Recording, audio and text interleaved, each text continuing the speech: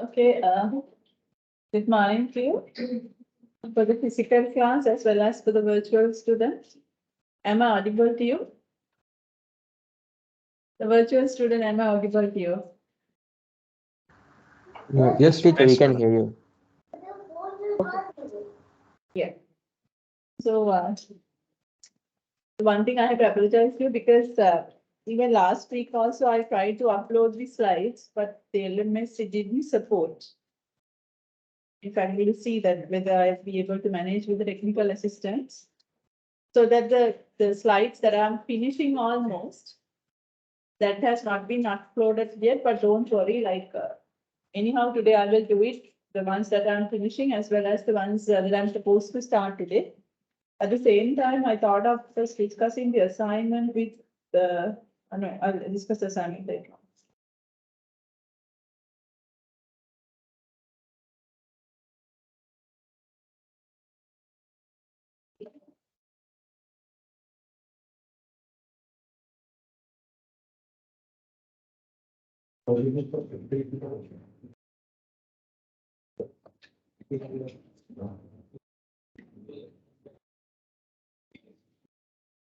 Okay, hope the class is settled down. Ready? Am I audible to you? The virtual one, they said that I'm audible. So how about the physical class? The ones those who are sitting at the very corner, so you can't even see me. Unfortunately, I can't stand up as well because otherwise it will handicap the virtual students. But can you hear me? Otherwise, you can come to the places which is available in the front. Can, yeah. How about the ones those who are in the very corner? Okay. That we were in the process of discussing consumer behavior. Where we have discussed almost all, if I'm not mistaken. Correct me, like this one we discussed. We finished this one. And also like we started discussing this one, that also finished. We discussed like we have to first recognize the, but have we started discussing this one? No, isn't it? Yeah. So that's what my memory says, that I can't remember whether I discussed this to the class. Okay, if there is case, we have to start from there. And this is the last area which is coming under consumer behavior. If I'm going to speak to this volume, would that be fine, or do I have to increase the volume? The ones those are sitting at the back. You want me to speak a little louder? That is also not audible, it seems like, because you are not responding. Okay, so I'll speak a little louder. So in the consumer behavior, we have already discussed like what is consumer behavior, and also like how we identify the people's requirement, and also having said that the peoples are very difficult to understand. So we use the stimulus response model to understand their behavior. And the other one what we discussed was there are a lot of factors that influence the behavior of the people. So those factors we discuss like in 4 areas: cultural factor, social factor, personal factor, and the psychological factors. Okay. And then after that, like whenever we are making purchasing decisions, the way that we behave, we identified into 4 areas. Like some decisions, they are very complex decisions. We need a lot of information to process. So that we as marketeers, we should understand that for the consumer, him or herself in a kind of a complex situation, so that we have to provide as much as possible information and the advices. So that is a role of the marketeers in a complex buying behavior. And the one is virtual variety seeking, variety seeking buying behavior, where from the nature of your decision you make, like you wish to explore to the different varieties, so that we as marketeers, we have to provide that facilities for customer to explore to the varieties. So that's what a lot of the fashion oriented products like clothing items, shoes, handbags, so they provide because the people like to expose the varieties. And the other one is habitual buying behavior. How is that so?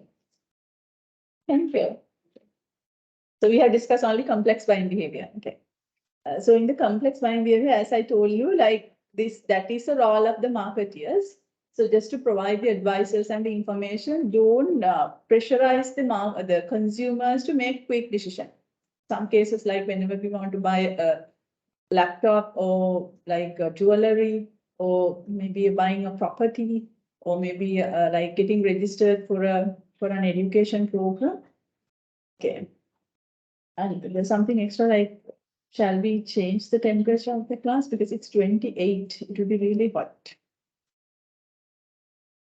So shall we make it like at least 27? Because even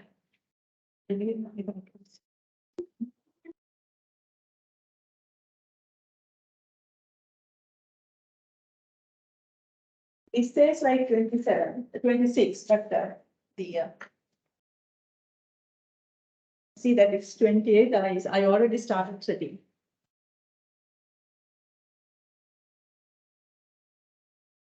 And also change to 27, or still it's 26. So you have to put 26. Are you okay? No, it's like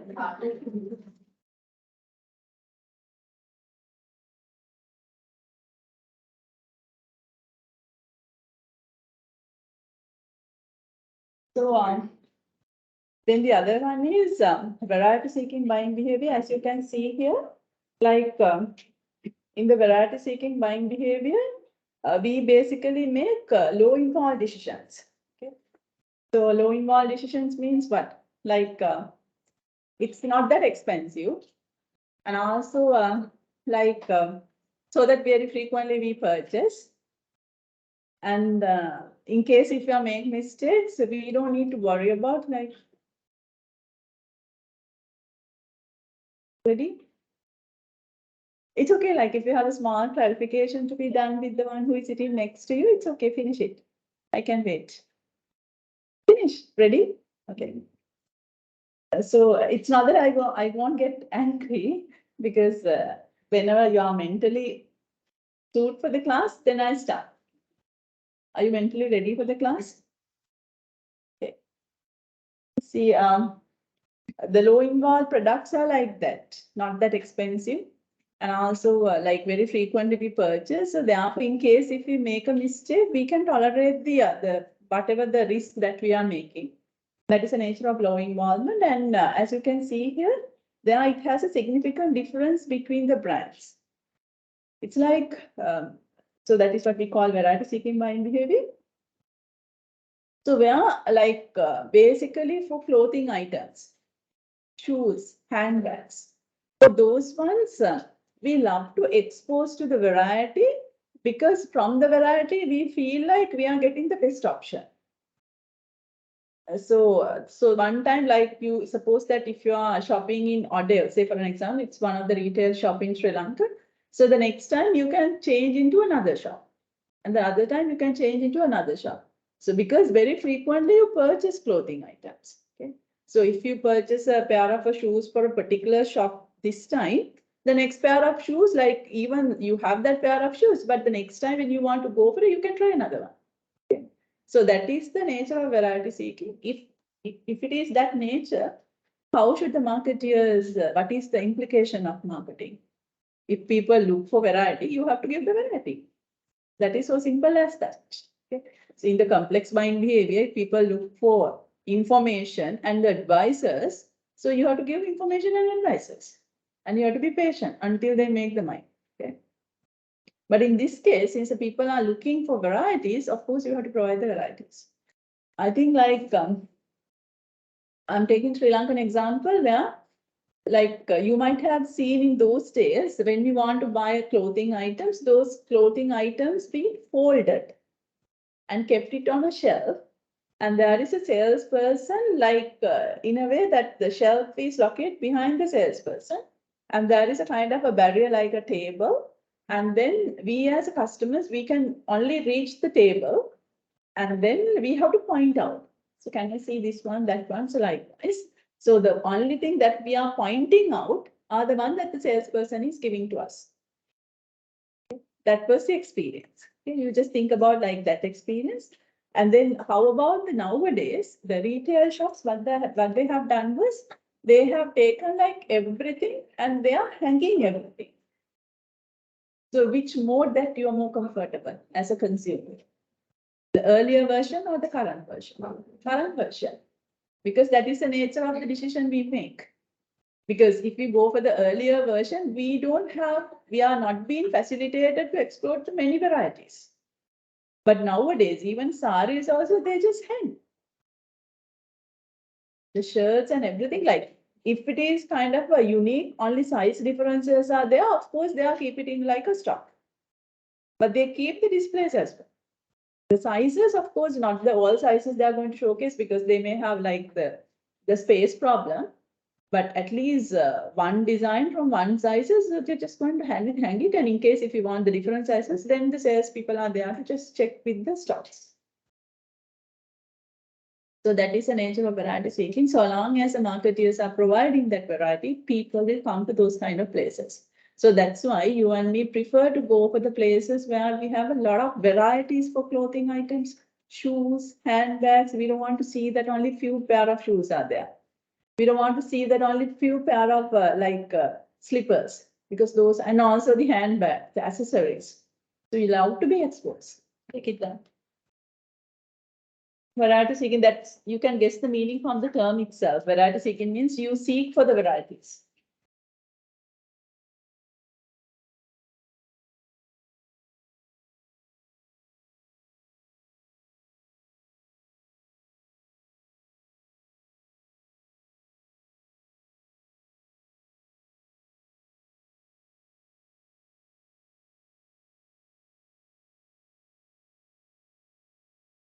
So then the marketeers, like example for this nature of purchasing, it's clothing item, shoes, handbags, accessories,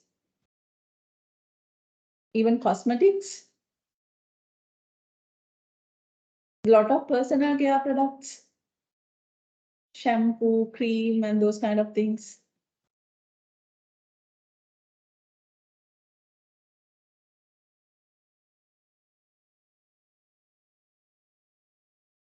So that the marketeer should provide that variety.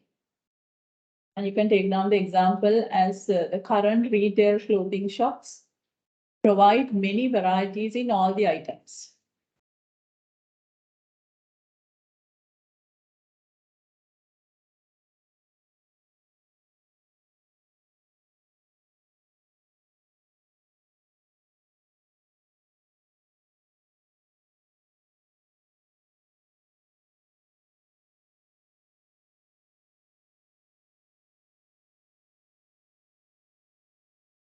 Okay, the next one is like habitual buying behavior.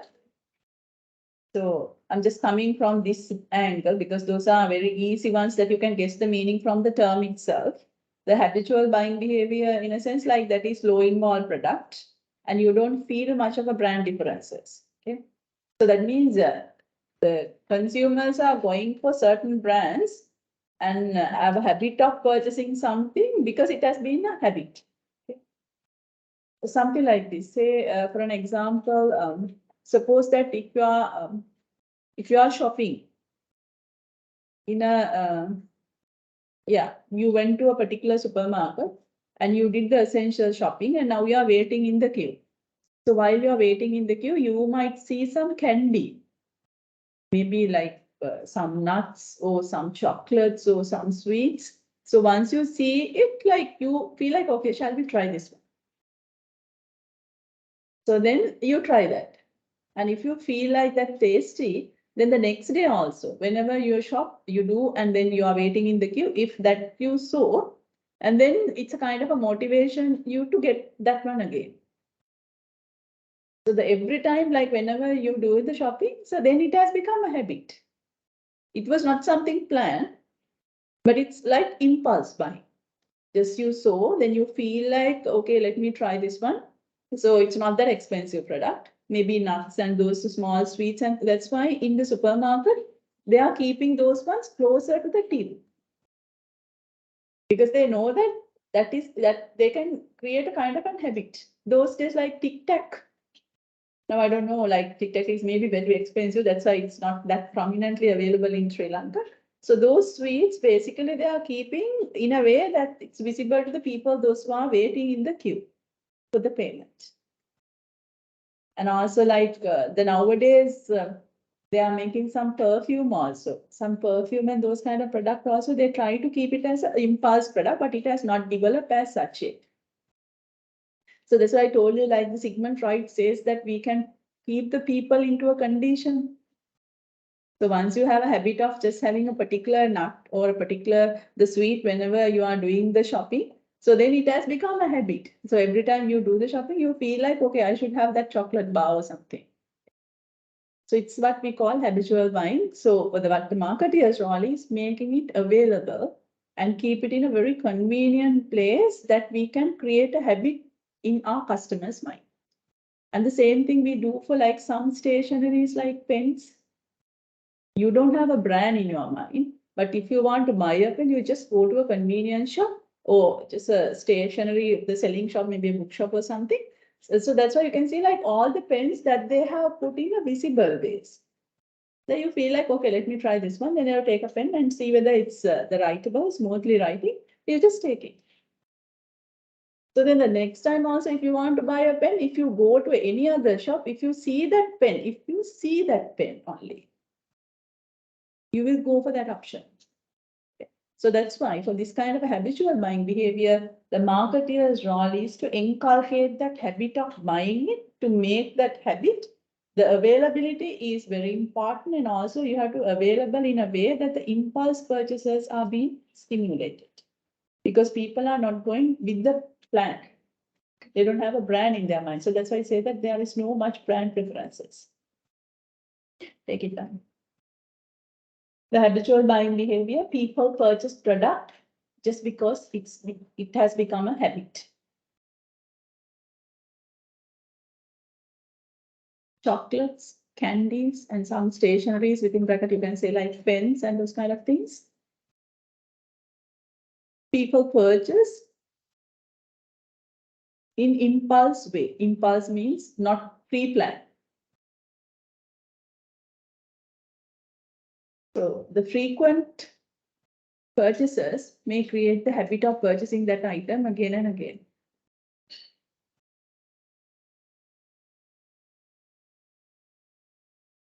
Even if you feel like if you have a habit of having an ice cream every time you do the shopping, you feel like every day you want that ice cream, isn't it? So that has become a habit.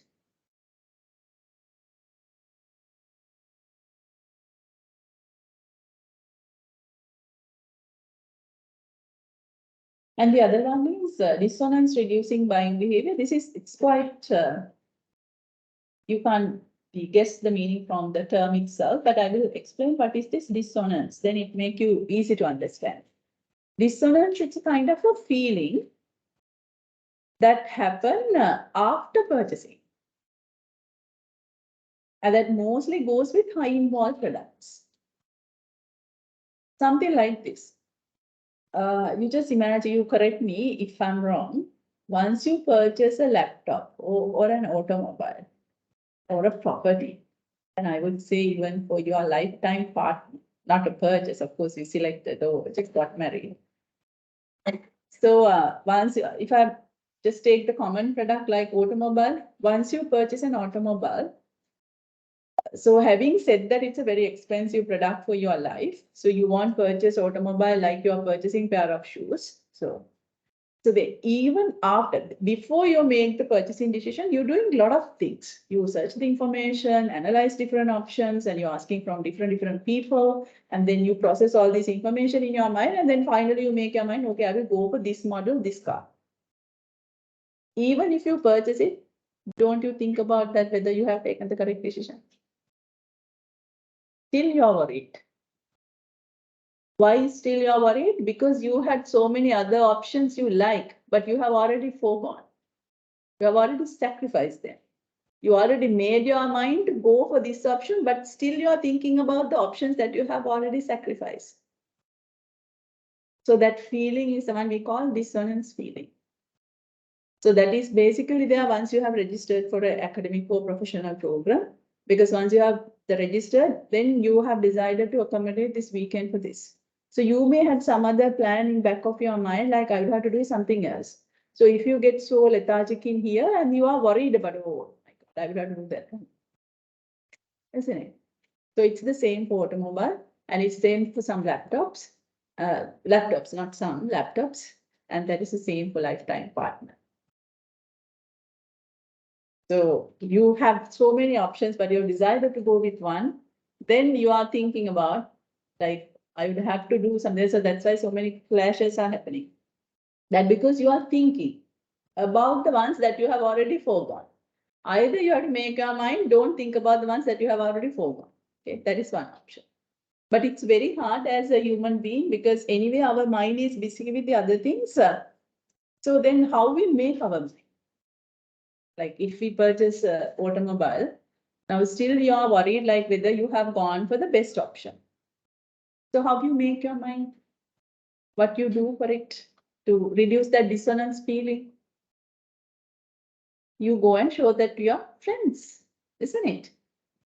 So you go and be socialized, and then when your friends are asking like, oh, it's a nice vehicle, so how much does it? So then you are so happy if people appreciate it.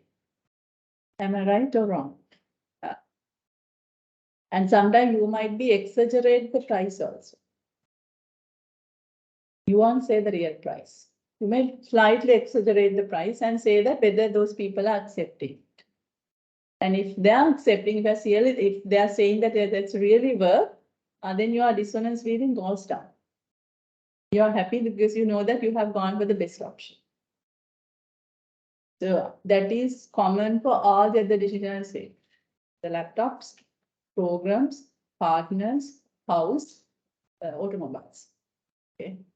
If people are talking about the good thing on the options that you have already sacrificed, you are so worried. Let me repeat it again. If people are talking about the plus points of the options that you have already sacrificed, so then your dissonance feeling goes up. But if people are appreciating what your selection, then dissonance feeling goes down. Is it the way that you are feeling? Or am I telling something? Because this is I'm telling the theory, and that is the same for me, but I don't know about your situation. That's basically true, isn't it? Yeah. So sometimes the other strategy people doing for this, like if there is a brand difference, then suppose that the one has purchased a particular vehicle and another one also purchased another vehicle in terms of the functions, more or less the same. But you might have paid little bit an extra just because that brand is recognized one.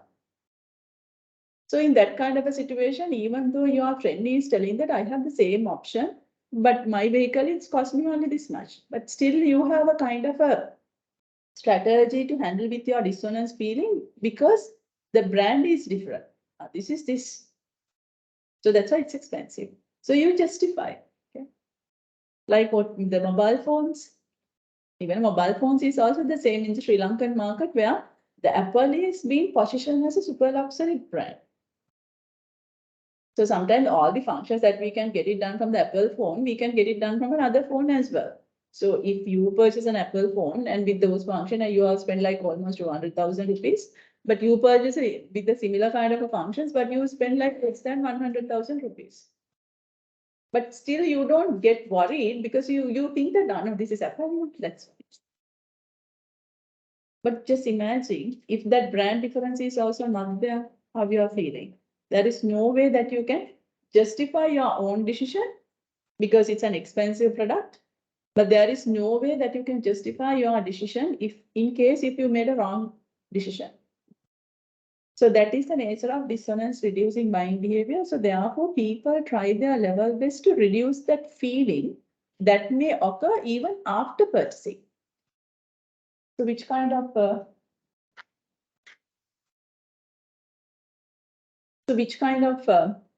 products? The basically curtain materials. For the curtain materials, brand is immaterial. Okay, something like this.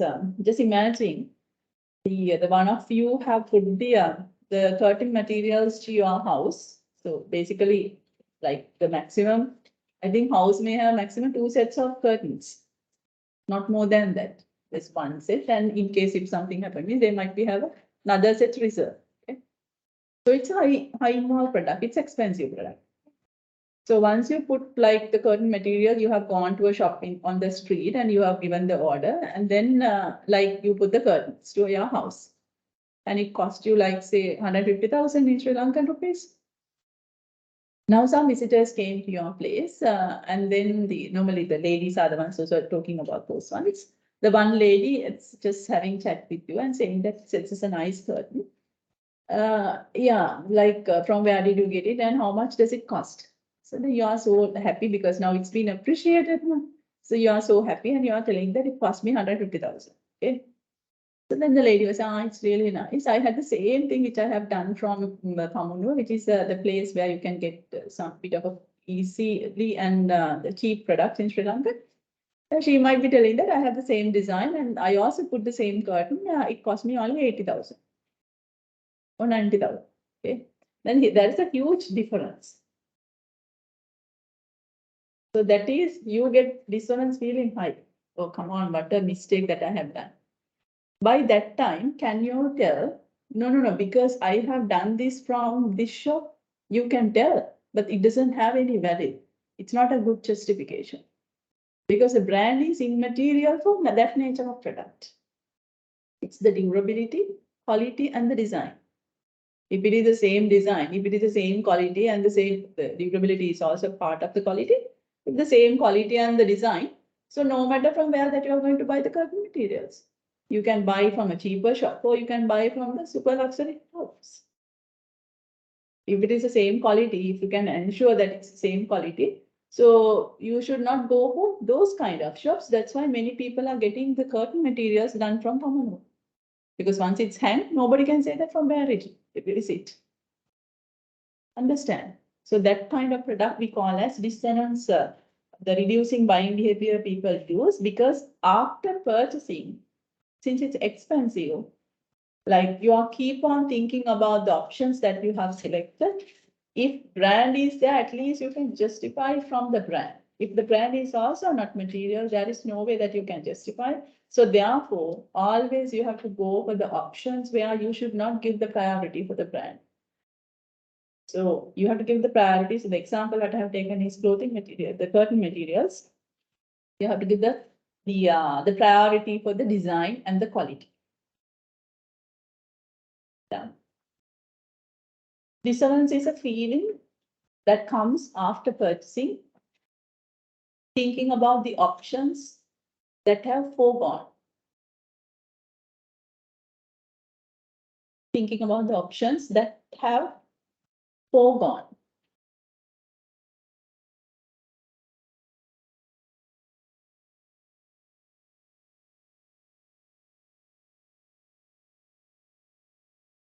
If brand is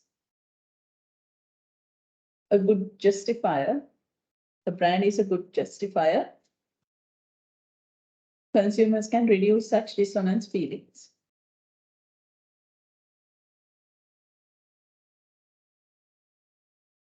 Otherwise, consumers should purchase the product in a way such dissonance feeling is reduced.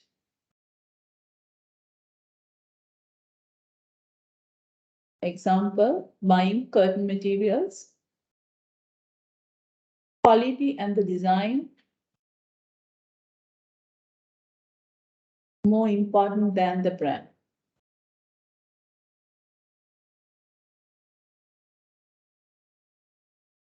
Even like that, the fabric for furniture. So fabric furniture, so the brand is not that important for people. So if the design and the quality is good, then the people will go for it. Not the point where the which brand it is.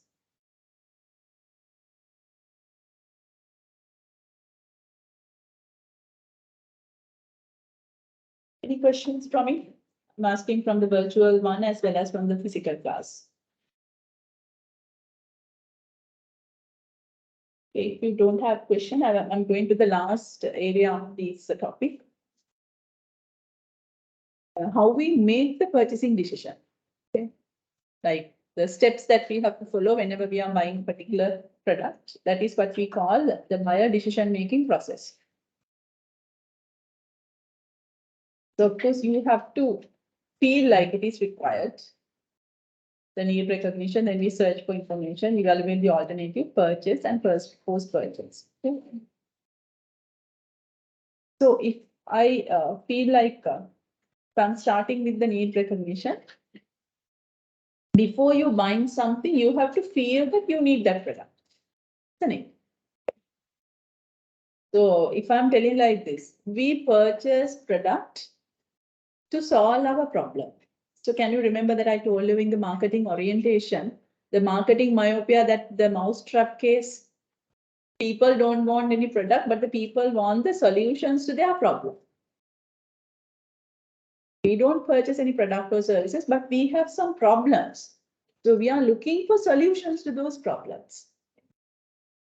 So that is coming in different forms. Some are coming as physical products, some are services, some are people, some ideas, some information.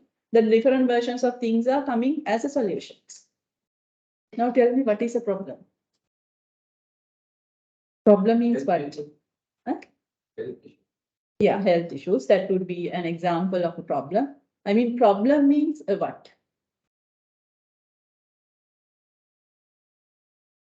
Problem means in your life, don't say that I don't have any problem. So we as adults, we have thousands of problems. Wants, yes. Wants would be a solution to problem, yeah. Problem means what?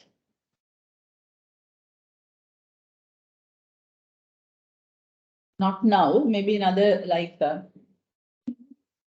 another 20 minutes to like half an hour's time, you all may create a problem. Then problem means what? Because if people are buying anything to solve the problem, you should know what is the problem. Problem means what? Requirements, okay, yeah. Needs, yes. Mhm. Even the virtual class also you can participate. If I say like this, problem is always the gap between actual situation and the desired situation. So once you start feeling hungry, if I'm not given the break yet, then there is a problem. But once you start feeling hungry, until then it's not a problem. Understand, right? In a human being, like we all are with the kind of I would say some ideas, but if it comes to a particular threshold, if we go beyond the threshold, then we feel like I need lunch, I need something to drink, I need sleep, I need an automobile, I need a mobile phone, I need to have a degree. Okay. So once you start feeling that, create your desire, but at the moment you don't have.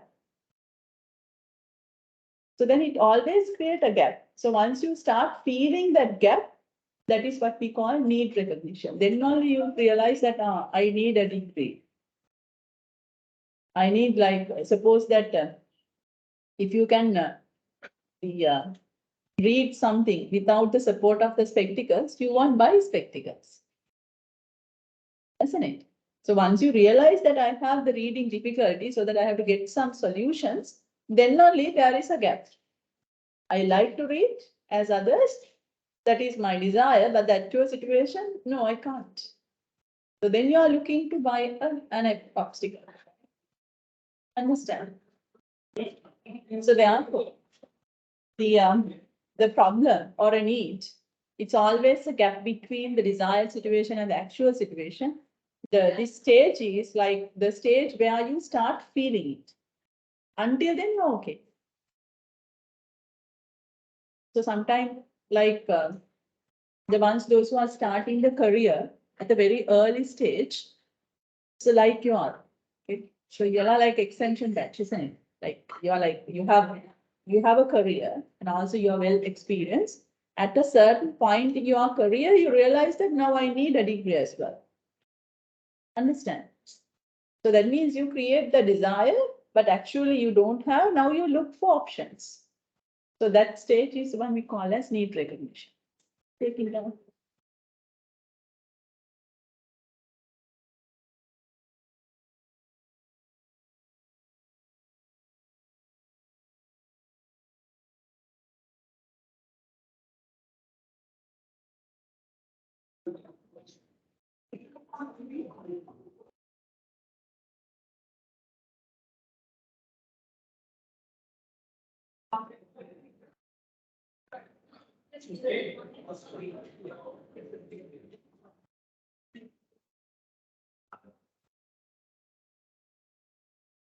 Okay. You can take down the examples, like even in your case, like the feeling of having a degree, and at the moment it is not available. So that is the stage where we feel like we need a degree.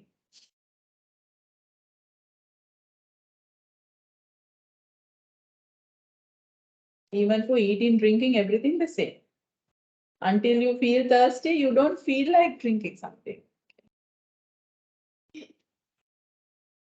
Then the next step is now you search for information.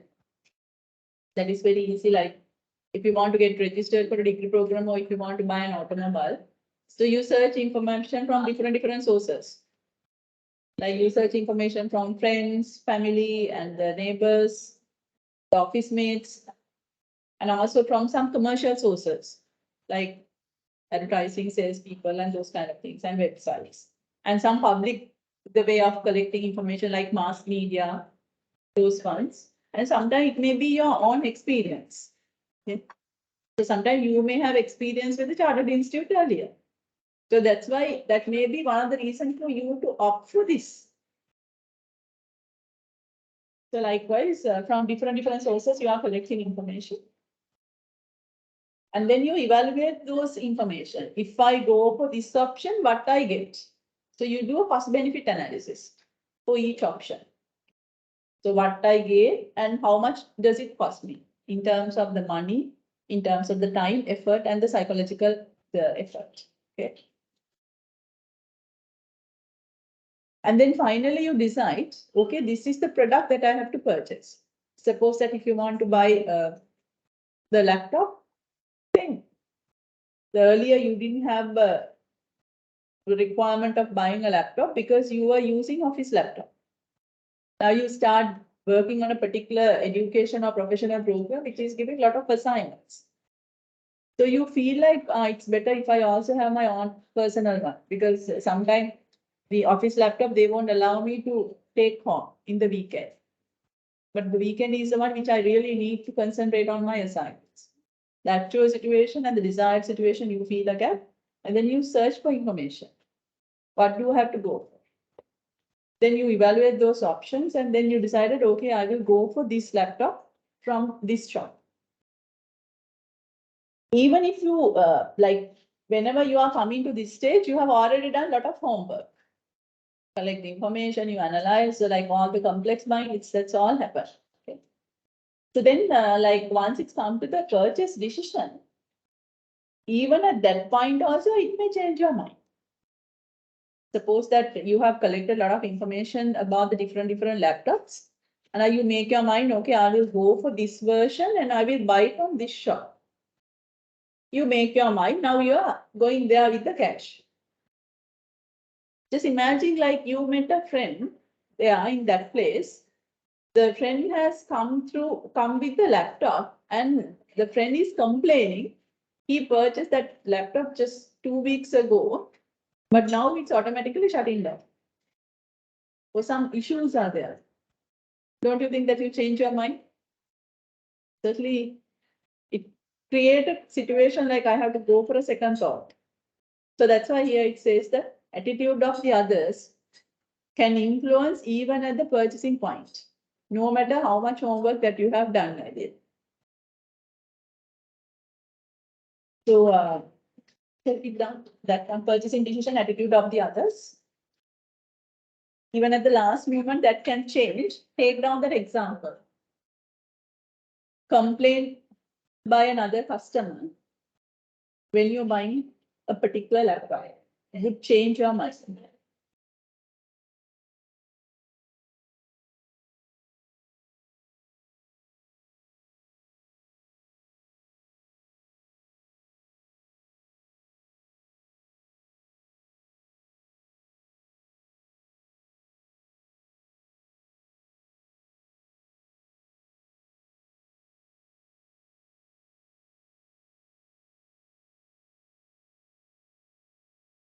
The nowadays that is so serious because of the social media. Because every time what's happened, it's there in the social media and the people are always keep close with the social media. If anything went wrong, they go to the social media and showcase to the community. Then even people have done so many homework and they make your mind to purchase something. If they see some bad news, stop buying. Think about another option. Okay? So that is more challenging. The marketer should understand the keeping the customer satisfied is so important because otherwise they may change their potential customers as well. And the other one is unexpected situational factors. Something like this. If I'm going to the same example, buying that laptop. Now you have collected information and you have evaluated those ones. And sometime like you had two options, you both like equally, but the problem is your preferred one, it is little beyond your budget.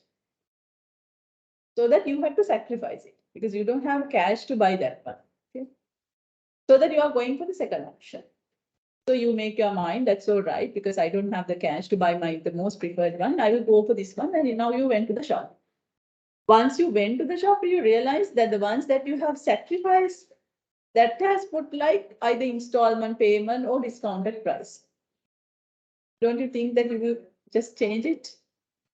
Certainly you will. Okay. So those are what we call as situational factors. So that's why you might have seen, since you are doing shopping as well as adults, if you go to supermarket, some soap, cream and those kind of ones, they do like on-site promotion. Once we go to purchase a particular cream or a particular soap, you might have seen like they have a special price tag which put in the yellow color, the today's price. So that is on-site promotion because they know that once the customer realize that instead of going for soap A, the soap B, especially with the economic crisis, certainly they will change the brand. And also sometimes like once you're getting closer to that shelf, some people are coming behind and saying that today's we have this promotion. Situational factors. In marketing, we call as merchandising. So that is called as merchandising because merchandising works well, saying that no matter whatever the brand which is there in your mind, so if you go to the purchasing situation, if you feel like some incentives are being given for certain product, you will change your mind. So marketers are nicely using it. That's why they do merchandising in modern trade, supermarkets. Take it down. Situational factors like on-site promotions,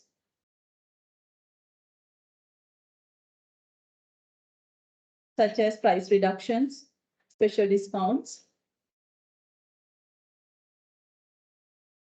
will change the customers' predetermined brand, even at the point of purchase.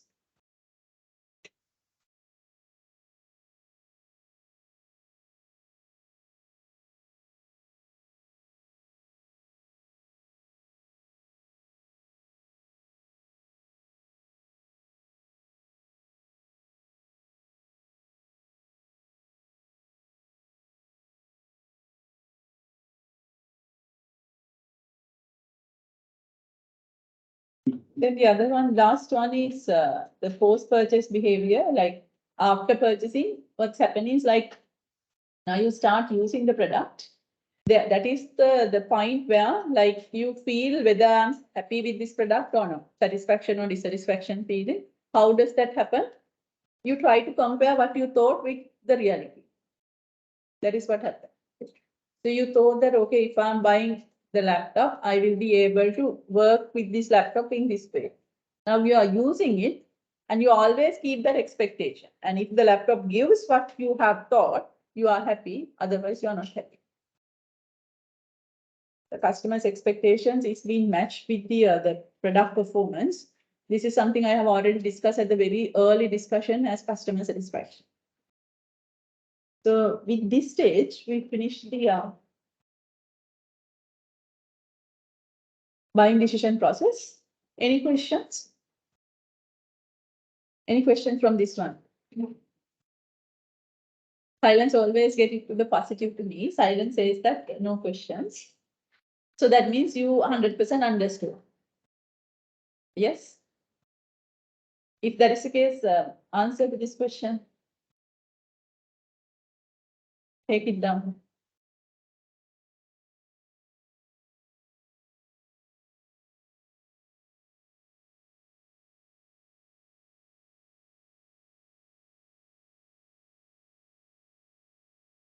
Consumers progress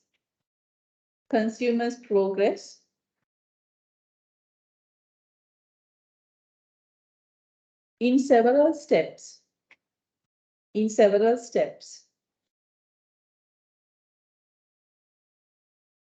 When they purchase product or services.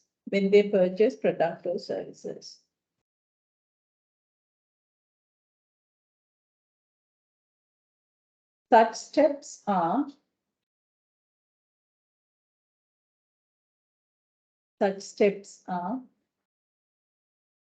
common. Such steps are common and similar for all the products and services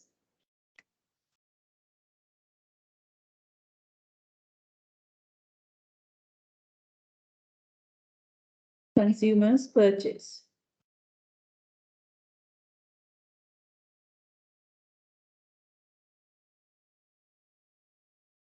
Describe your opinion on this statement.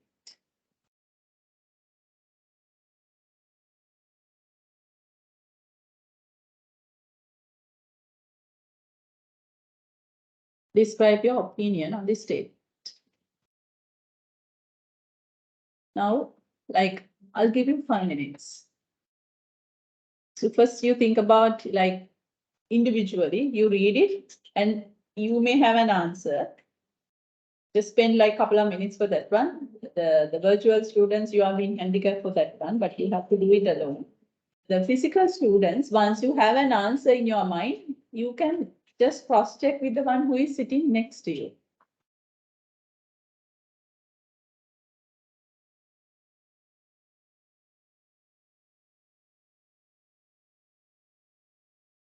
This is the past paper question, not from the same wording. The idea is this.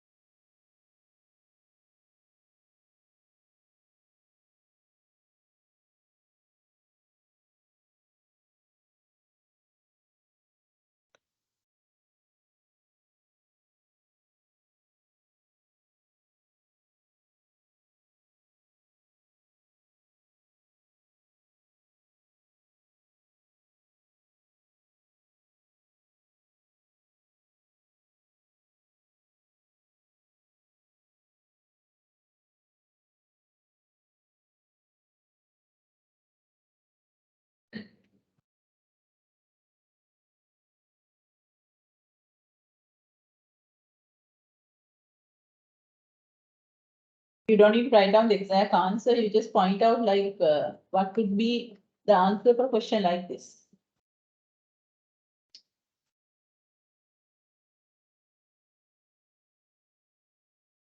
If you have gone for the full potential of your brain, you have a chat with the one who is sitting next to you. But once you reach the full potential of your brain,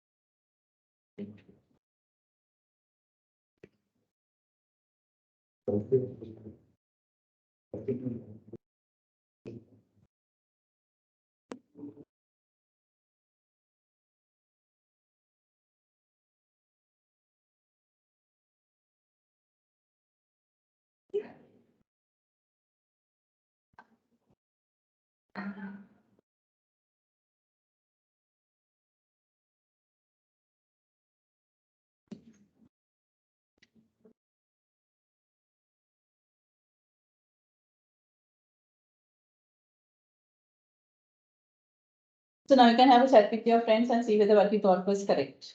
So you are left with another 2 minutes.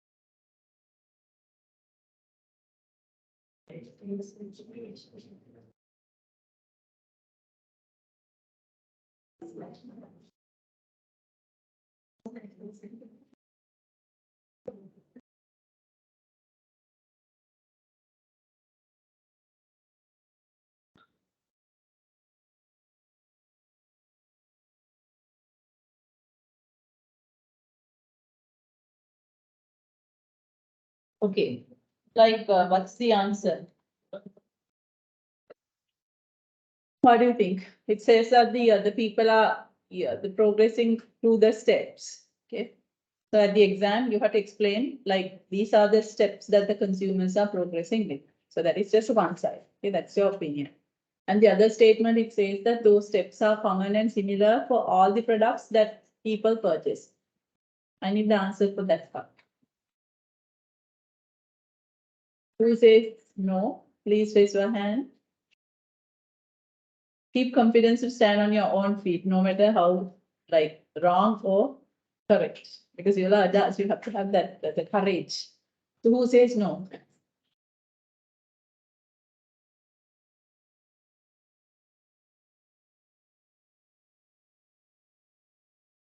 Please again raise your hand. I just want to see that how many the students say no's.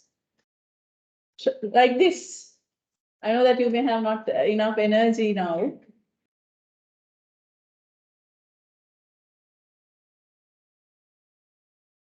How about the virtual class?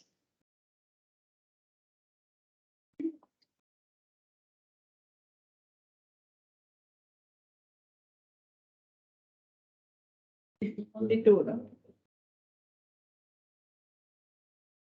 Okay, those who are saying yes, I like to listen to them. Like I have seen like the like of the second row, third, fourth rows, I didn't see any hands being raising up from there. And even in the virtual class also, I had seen only uh, two hands raised like they are not common and similar for any product that you purchase. Why you say that it's similar? When you want to buy a pen, you won't collect and compare the information as you are purchasing a vehicle. So simple as such. You skip some of the points here, some of the steps here. You straight away go for purchasing decision. Understand? Okay. So that logic should come from your mind. It's not that I should tell everything. So that's why now you said that you 100% understood. So that I asked question like just to make yourself justify whether you have understood or not. If you have fully understood this one, so you won't agree with the second statement. Because in the second statement, it says that they are common and similar to any product. So any product means you think about, okay, sometime I purchase a bag, sometime I purchase a water bottle, sometime I purchase a laptop. Am I going all these steps in the similar way? No. So then the answer is so straightforward. Depending on the nature of the product, this decide from where that you are starting. Some of the points that you are bypassing, some of the steps. You want collect information and you want evaluate for certain product, you simply, as a habit, you might be simply go for it. Habitual buying. Stand, take it down. Half of the class make me disappointed, both virtual and the physical.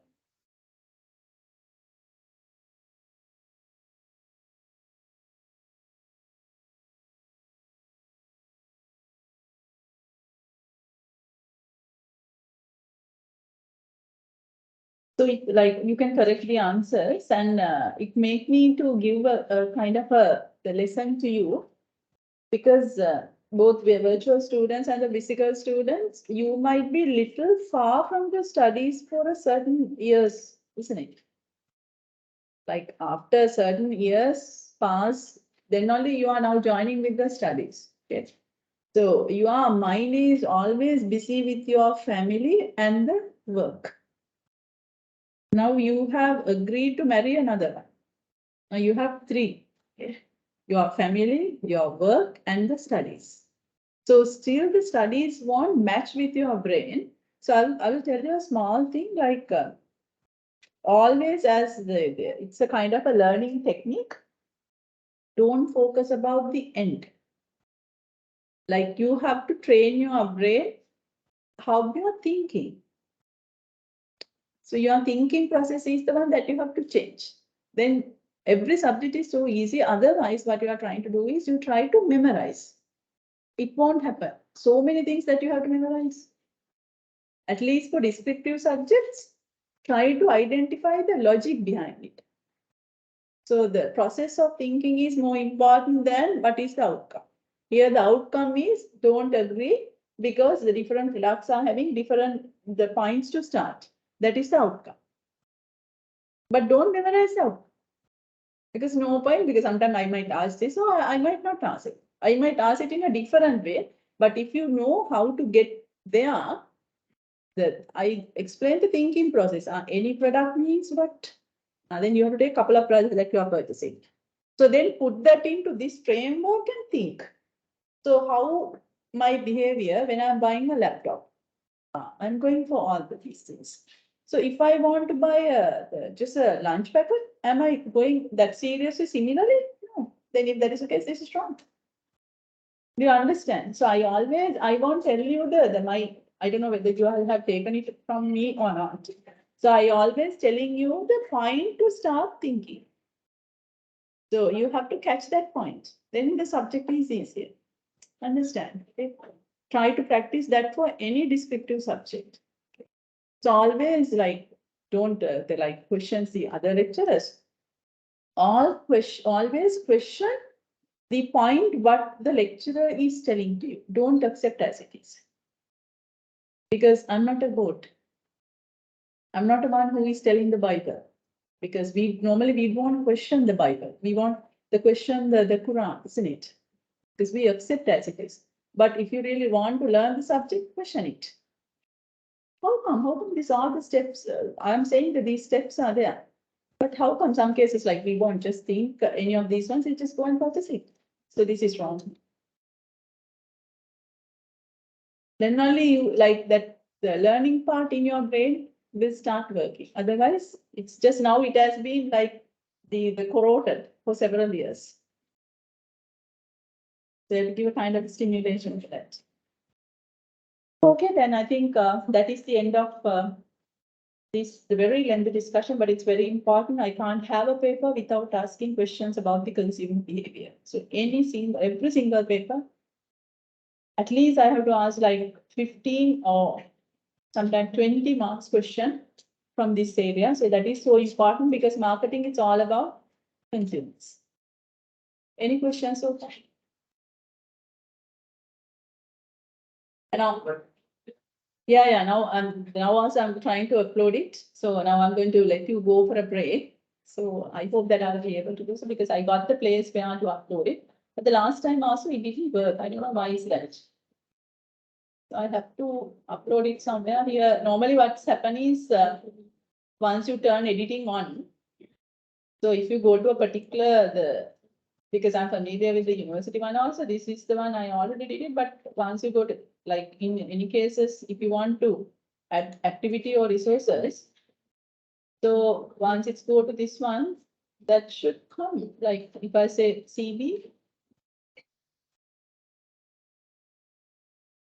so here,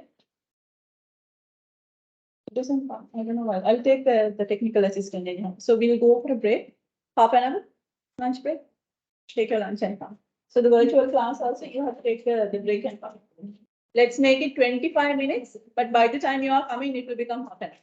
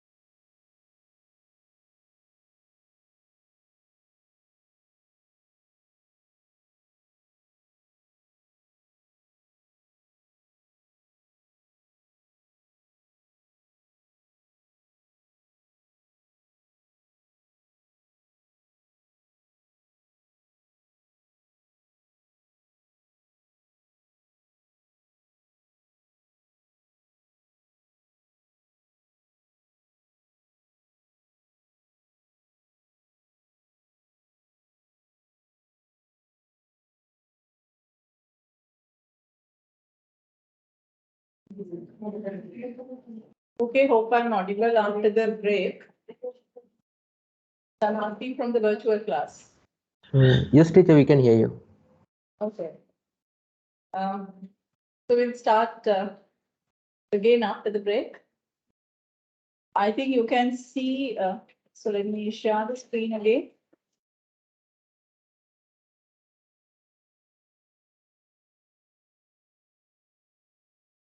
You can see the screen like I have already uploaded the slides, but I have just finished, and also the one that I'm going to start.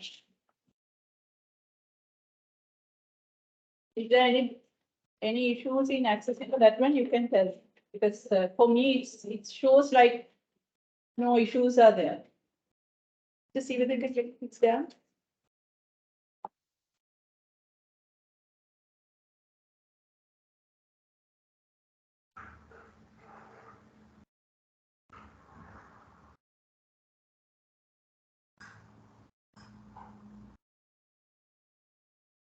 Okay. So I have finished the consumer behavior, and then we'll go ahead with the competition. Then after that, so today I will give you an assignment as well. It's going to be group assignment. I will tell you what I'm expecting from you. Then after that, I will upload the assignment brief.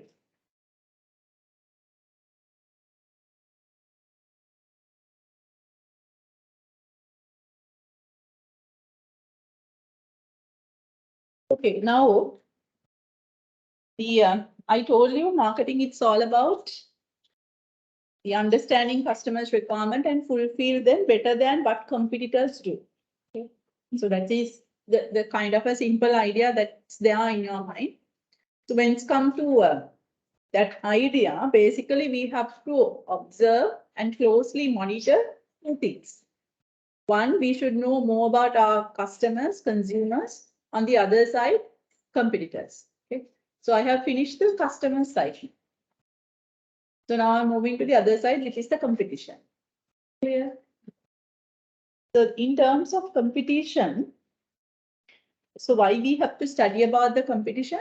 Like the idea of marketing, it says we have to fulfill understood customers' requirement better than what other products are doing.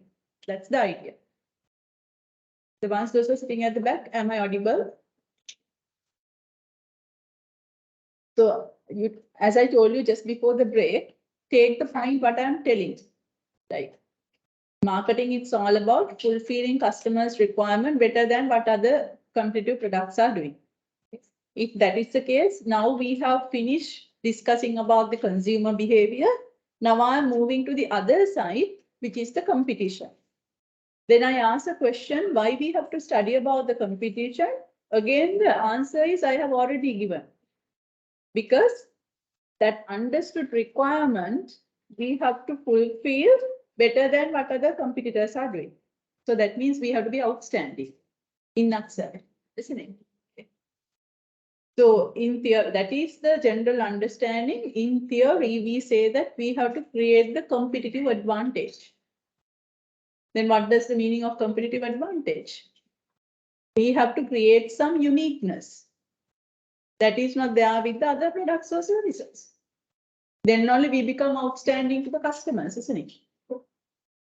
So in this topic, I'm talking about how a particular company creates such competitive advantage. So this is the session outline. I'll be taking you through how we do a competitive analysis, and then I'll focus on the competitive strategies and how we balance the customers and the competitors orientation. The customer orientation I've already discussed with the previous discussion. What I said, it's there in the slide. Competitive advantage means it's an advantage over competitors gained by offering consumers the greater value than they are doing. Okay. So that is a simple idea. Even I have already discussed with you the meaning of marketing. Okay. Now, so just imagine yourself, because at the very early discussion, I told you, we as individuals also, we practice marketing, isn't it? Okay. So you have to market yourself. So that means you should also create a competitive advantage. So before I'm coming to a commercial world, I'm just taking you as an example that make you more closer to you. Now you tell me like who your competitors are, then how you create that advantage in it. Who your competitors are.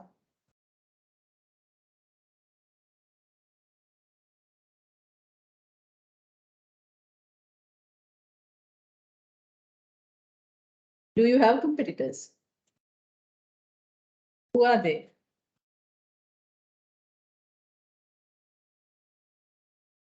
So you want to go to the position where whatever the package you say, the corporate should listen to you and take you. That is the point where you want to go. So that means if you want to go to that position, like first like if you want to create a uniqueness, first that what is the common. Then only you can easily understand like this is the uniqueness that I have to build up. Isn't it? If you don't know your competitors, if you don't know like what they are good at and what they are weaker on, so no point that you are simply thinking about yourself and developing. Sometimes the skills and the experience that you develop might be common to others also. Isn't it? So therefore, before you think and designing, okay, this is the uniqueness that I have to build up within me so that I can sell myself to any corporate for whatever the package that I want. It's not that they decide my package, I decide my package. So the uniqueness should be built up by yourself. But before building up the uniqueness, first you should know how about the others. The same thing the commercial world is doing. If you are a company, if you are handling a particular brand, now you want to show that your brand is outstanding from the rest of the brands that provide the best solution to the customers. That is a unique solution which cannot be taken from the other competitive products. For a brand manager to develop the brand into a particular position like that, the first of all, brand manager should do a competitor analysis. Who my competitors are and what they are doing. What are their strengths and what are their weaknesses? Then you have to compare that with your brand. And then what the customers are looking for this kind of a product. Is it there with me? Is it there with the competitors' products? So what else that I can add on to my product, which is not available with the others' product? Then that is the uniqueness which I can sell. Understand? Okay. So that is why we want a competitor analysis. So in the competitor analysis, what we basically do, first we should know who my competitors are. Before study about them, we should understand, identify who are they. That is the first thing. Then we have to study about them. Like what they are weak on, what they are good at, and what their strategies are. Then after that, you have to decide, okay, if I want to outperform in the market, I identify these fellows are weaker so that I can directly attack. But these brands are more stronger than me, so that I should not fight against them. Because if I fight, they will chase me in a way that I can't get up. The competition is like a war. It says like in the war, how the war is supposed to be managed.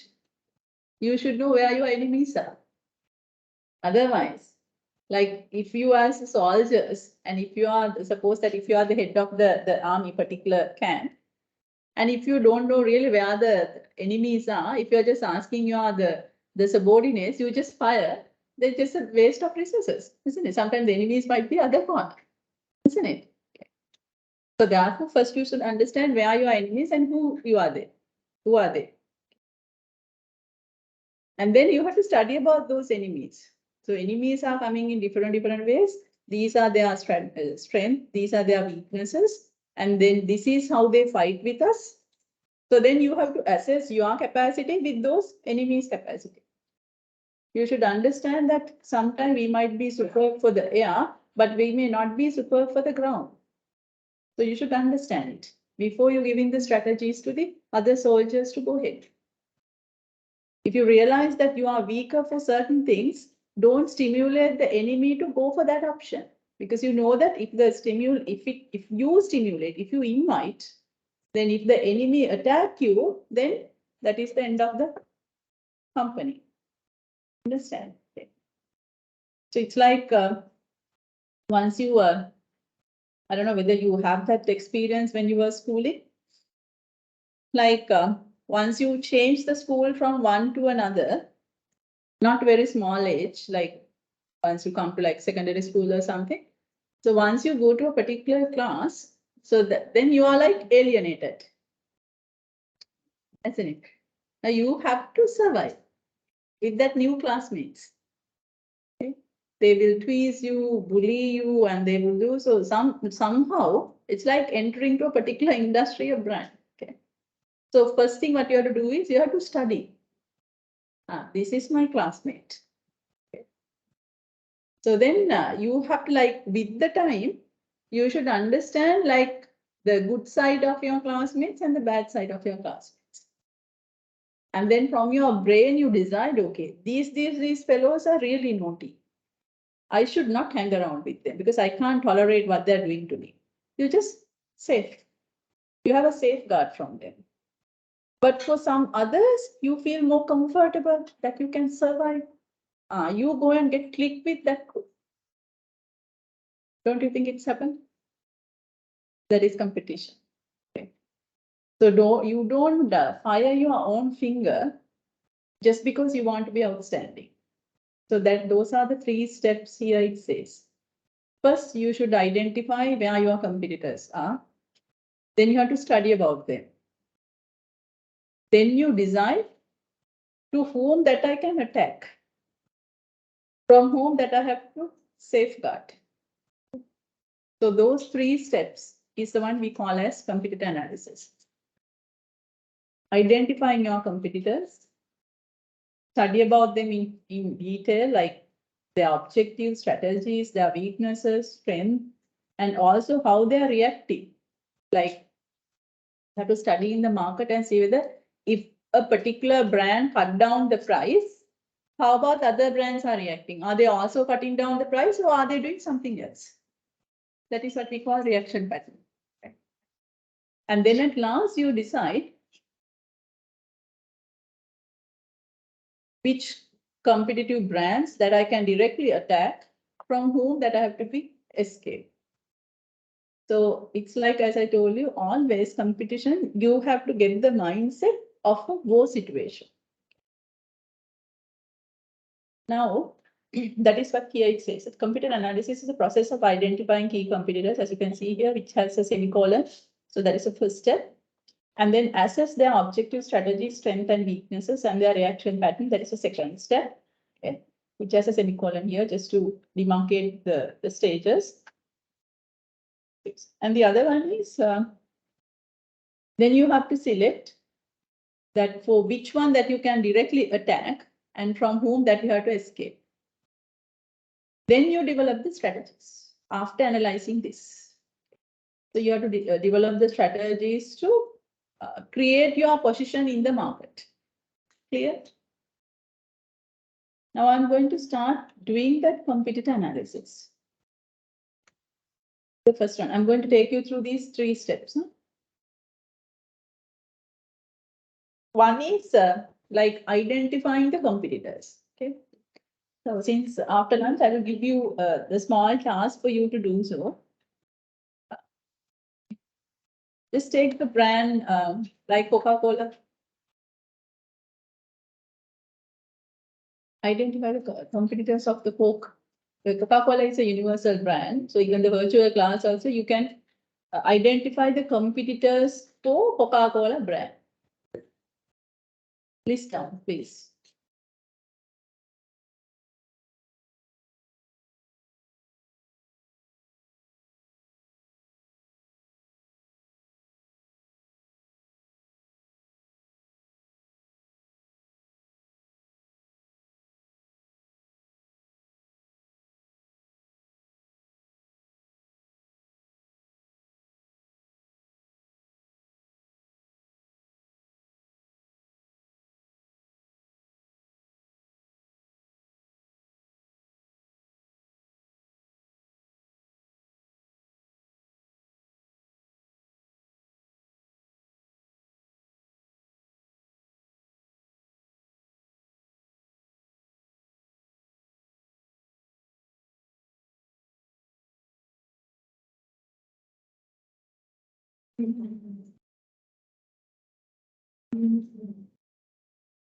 Give you 2 minutes for you to identify the Coca-Cola's competitors.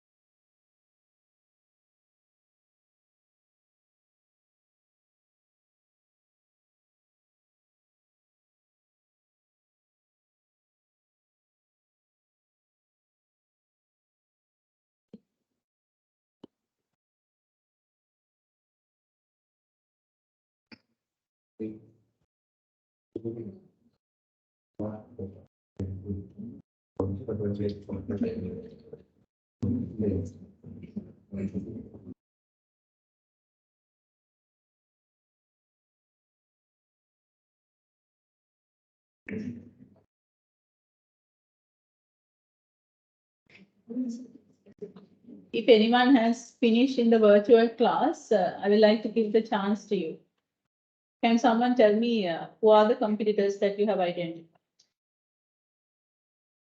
That Pepsi, Mirinda, Sprite. Okay. So the today usual speaker has come to the class, number one. Yeah. Thank you. It's Pepsi, Mirinda, and the Fanta, something like 3 brands said by the virtual class. How about physical class? What you have written in the list? Pepsi, yeah. Red Bull. Red Bull, yeah. Okay. What else? Tell what you have written in the list. That's all. Yes. Okay. So if you have written anything else in your list, tell with you.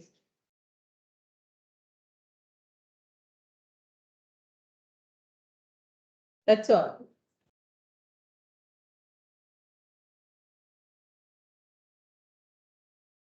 Okay. It's like this. So the understanding the competitors, it sounds like a so simple task. So you might be like sometimes laughing, so I want you to do it because it's like a silly thing. Okay. But I would say, even though it sounds like so simple, it is not. If you have not correctly identified your competitors, all what you are planning are wrong. So it's like, as I told you, whenever you are leading a soldier, your can, and you don't know where your competitors, your enemies are, but you are directing to somewhere else, then all your resources are waste, because once your resources are over, the enemy is coming from the other side and chase. By that time, all your resources are also over.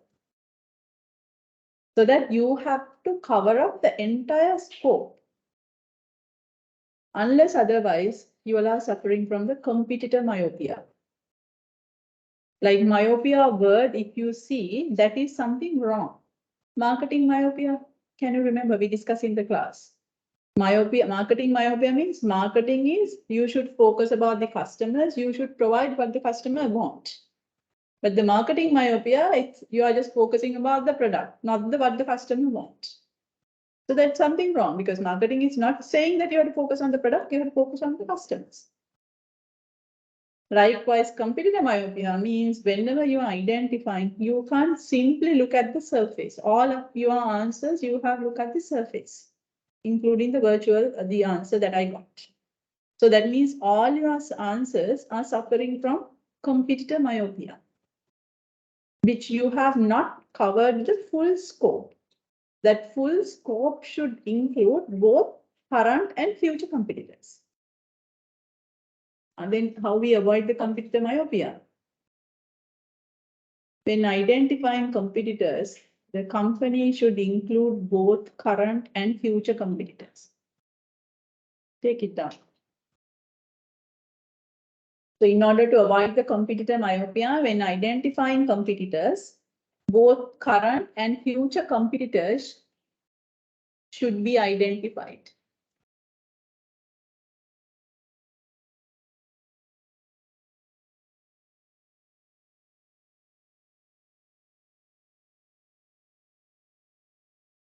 in order to avoid the competitor myopia, when identifying competitors, both current and future competitors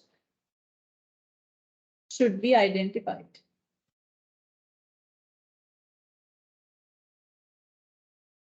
Now, how we can do it? So how we make sure that we are not suffering from competitor myopia? That means we have covered up both current and the potential competitors.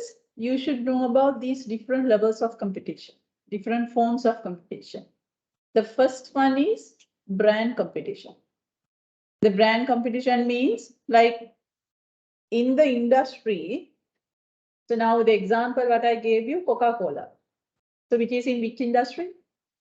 Beverage, carbonated soft drink industry. Okay. So which is a carbonated soft drink brand.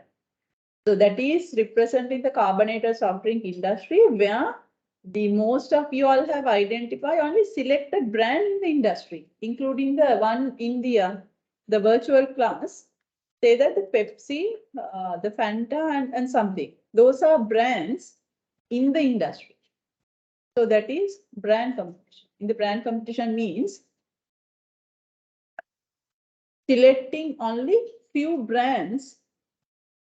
Brand competition means selecting only few brands from the industry as competitors. Selecting only few brands in the industry as competitors.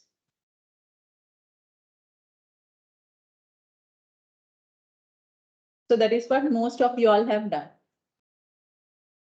Is that correct? No, it's not correct. Because you have not covered up the entire scope.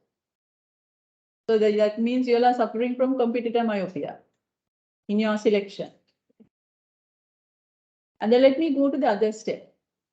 Industry competition. Now you can guess the meaning. Industry competition means what? You are selecting all the brands in the industry as your competitors. Okay. So industry competition means, take it down, selecting all the brands in the industry as competitors. So if we are continuing the same example, all the carbonated soft drink brands available in Sri Lanka for the virtual class, whatever the country that you are there, that is covering up the industry competition. All the carbonated soft drink brands. That means you are covering up the entire industry. Out of these two, the brand and the industry, which one that you think much better? Industry, because industry which has a more coverage, you identify more competitors. Okay. Because in the brand competition, you have identified Pepsi. So likewise, only pick and choose from the industry. So that is, anyway, it's a worse scenario. In the industry, but you are covering up even a small brand, if it is there for the carbonated soft drink industry, that is comparative to the brand competition, industry competition, much better. Does that suffering from competitor myopia, industry competition? Does it suffering from competitor myopia, industry competition? Yes. Yes, because you have not covered up the potential competitors. You are just simply taking the current competitors. And even we don't know whether that we are covering up the full potential, like the entire scope. So then the industry competition is also not good because that is also having competitor myopia. Then what is next? The form competition. It's like this. First listen and then after that we'll go. Because all what you are writing down in the notebook, you are not writing down in your mind. Okay? So first understand, then we'll go for the note. Okay. The form competition, it's like this. If we take a particular product, so that product we purchase to fulfill a particular need. So to fulfill the same need, there may be some other form of products.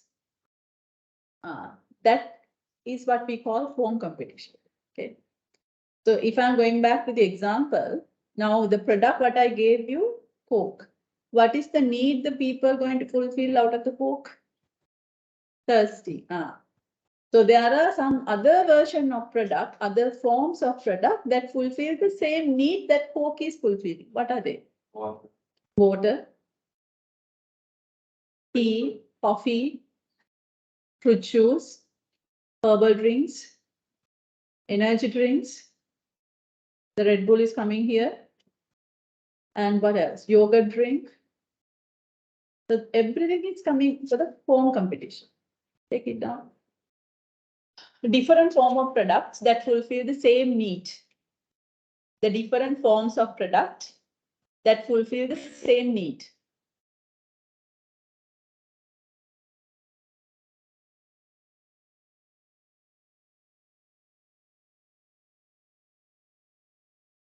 So if you are continuing the same example, Coke, need is thirsty. Then if you expand the scope of identifying competitors to the foam competition level, that include water, fruit juice, functional drinks like tea, coffee, milk, energy drinks, herbal drinks, yogurt drinks, whatever people use to fulfill the thirsty. And in a Western world, that includes the alcohol as well, Western world, okay, like beer. But in the Asian continent, still we have not gone up to that level.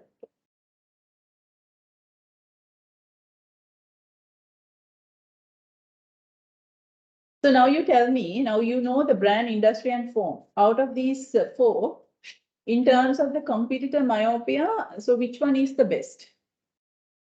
Form competition, because which is covering up a more potential. Identify as much as possible competitors. Sometimes they are not directly competing with us, which doesn't mean that the herbal drink may not be directly compete with Coca-Cola, but it is. Then I'm going to the last one. Listen to me. Then after that we'll go. Last one, it's a bit difficult to understand. Brand, industry, and form, you can guess from the meaning itself, from the term itself. Generic competition. The meaning of generic competition is like the companies that compete for the money of the customer's hand. That is the idea. The companies that compete for the money that you and me have in the pocket. So everyone is asking money. Okay. Now, I will, for just for explanation purpose, we will do like this. Now, you know the salary that you are getting because you are the working crowd. Now, you don't need to write down the salary, how much that you are getting. So you just list down for what kind of product that you are spending your salary. List it down. I'll give you 2 minutes. You have to be frank because you are writing for you. I'm not going to ask for which product that you are spending your salary.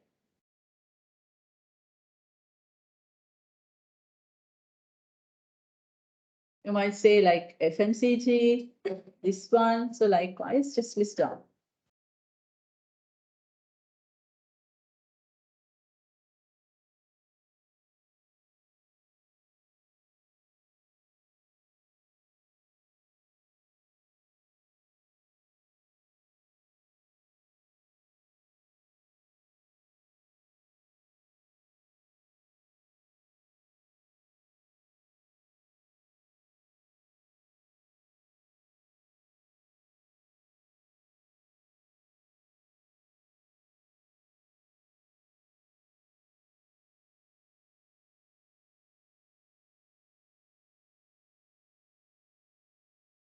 May not be individually for you, to the entire family.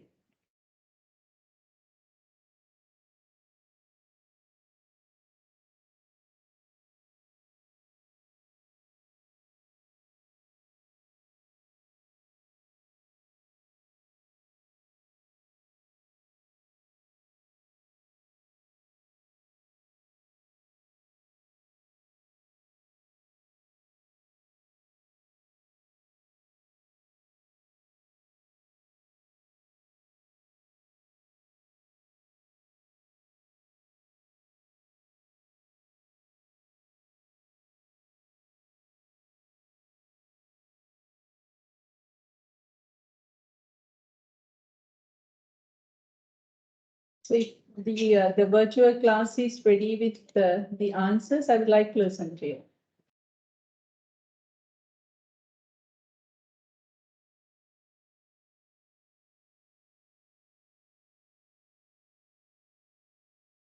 Am I audible to you? Okay. Like if you feel like that's really challenging for your privacy, I won't force. Even for the physical class, because sometimes that may be too personal. Okay. But I will simply generalize. If we take an average person, suppose that an average person earn a particular salary, say if I take the minimum like say 100,000 rupees. So then out of this 100,000 rupees, you have to list down for what that you are spending your salary. Certainly FMCG is coming to the top. Some consumables that you are spending. Other than that, if I'm taking myself as an example, first FMCG and also for rent, the electricity, data, the water, and those kind of things. Okay. And the loan installments. And I do have the housing loan, so that I'm paying for the housing loan. So that is also coming. And then what else that I'm spending for the traveling? Okay. So the traveling is also coming to the list. What else I'm spending? For the education, because I have a kid, so that I'm spending for the education as well. What else? And also I'm spending for like clothing items. Also I'm spending for what else? Medicines. Okay. So I'm spending for medicines. And then also I'm spending little for the entertainment. So likewise, we can list down. Understand? Okay.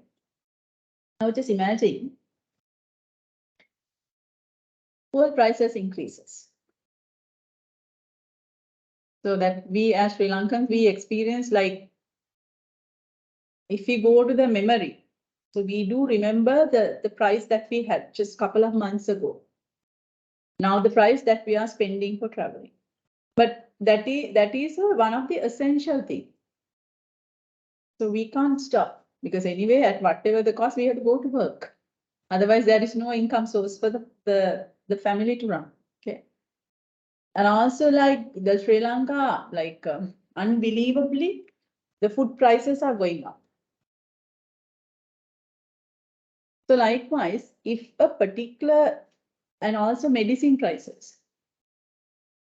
So just imagine, and the very recent, the debate like the electricity prices also going up. So it has already been increased several times. Now they are in a dialogue of increasing once again. Having said that, Sri Lanka having the highest electricity bill in the Asia. So just imagine like if they are going to increase it further, as the way that these the expenses are going up, our salary won't go up. Then what will happen is we have the same salary. Now we have to divide that salary for different categories.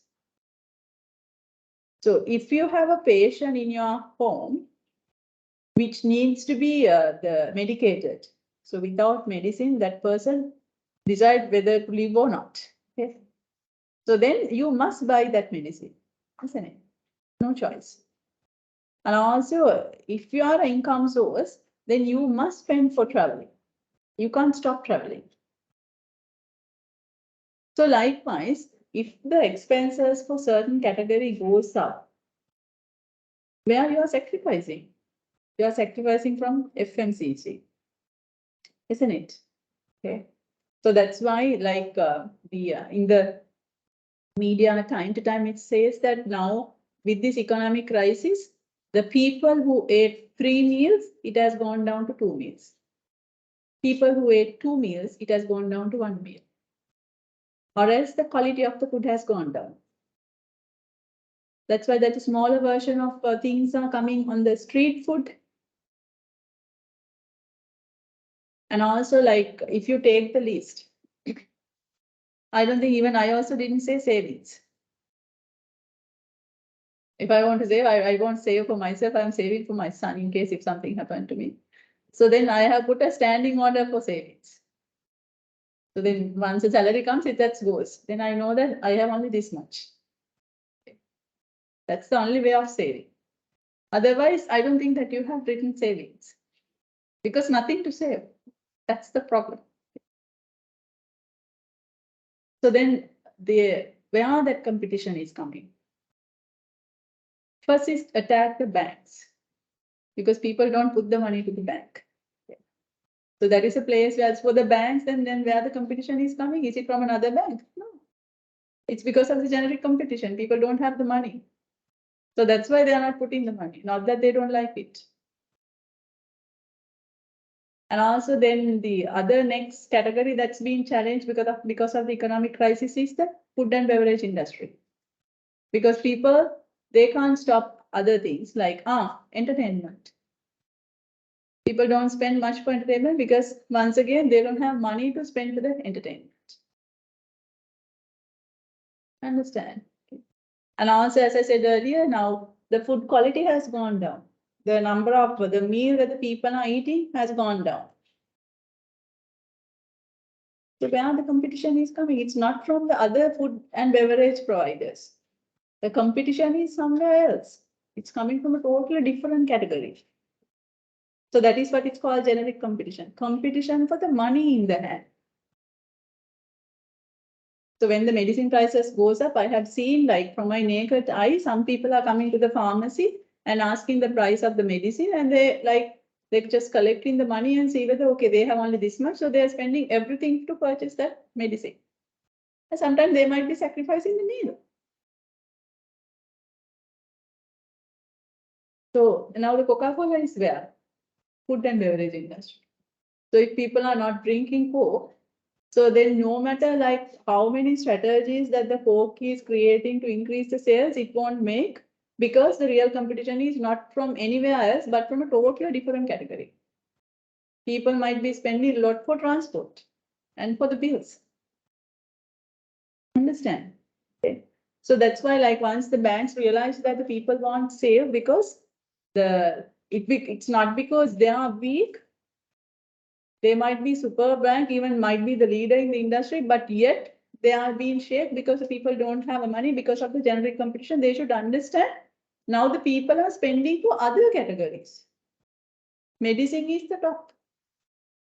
Transportation is the second, and more or less the equal as the rent. So that what they have to do? They have to close down all the banks now. And people won't even get the loans. The lending capacity also gone down because if like someone asks from me personally, I'm taking myself as an example, do you want a loan? I said that no, I don't want because it's a rocket interest rate.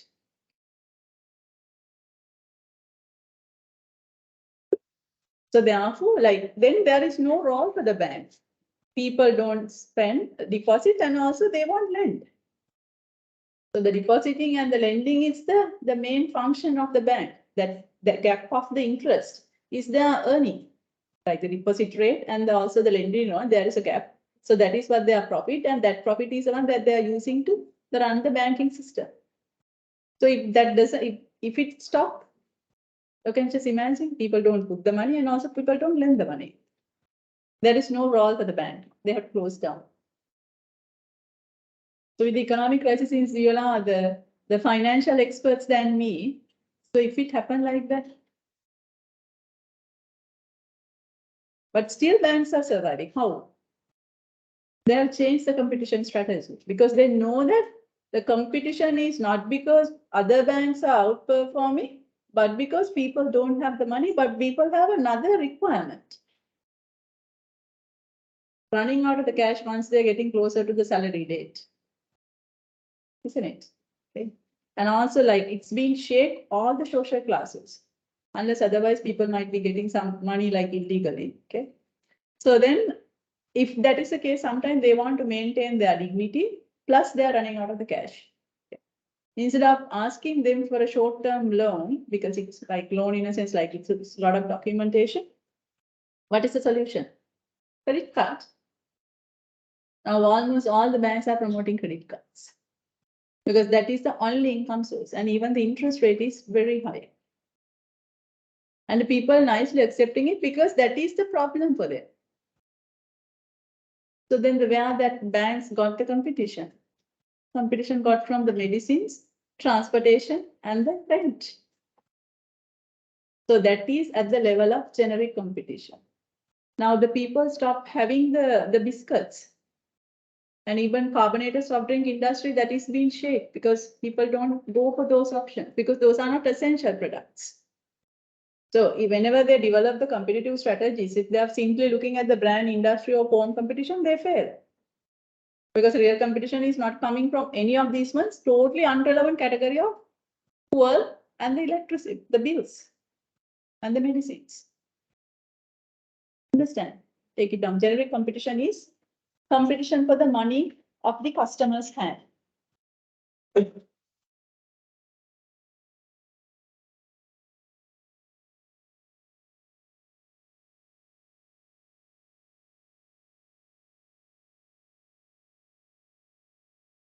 An average person spend the salary for different product categories.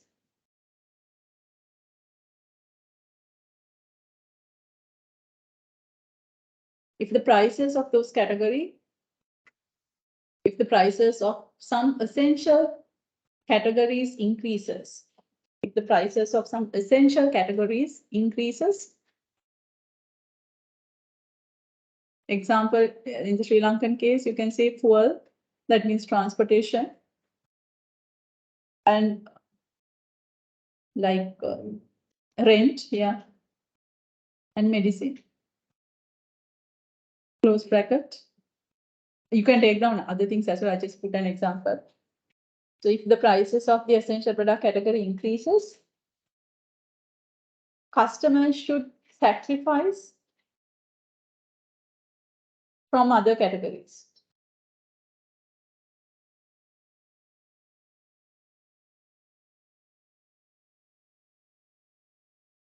Example, savings, entertainment, even like shopping items. And the worst scenario has come to Sri Lankan situation, food and beverages. Close bracket, they have sacrificed somewhere. The companies in the food and beverage industry, within bracket, you can say Coke, because we have taken the Coke as an example. Companies in the food and beverage category, within bracket, you can say Coke, example. Close bracket. The competition is not coming from similar products. Maybe totally different category of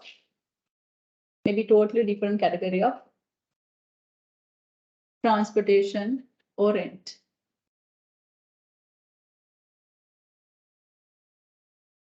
As people needs to spend more for those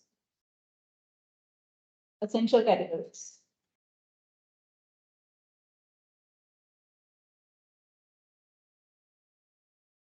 With the economic crisis, banking industry is facing that generic competition severely. So that's why the Sri Lankan banks are nowadays more focused on credit cards. Because that's the only place where they can get the stable profit.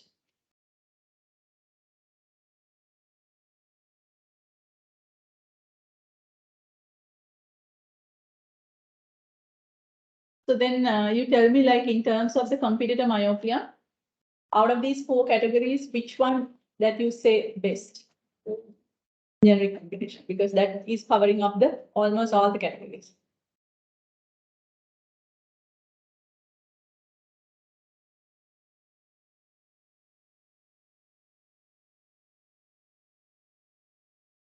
Okay. So those are like different levels and form of competition that we have to use when we identify competitors.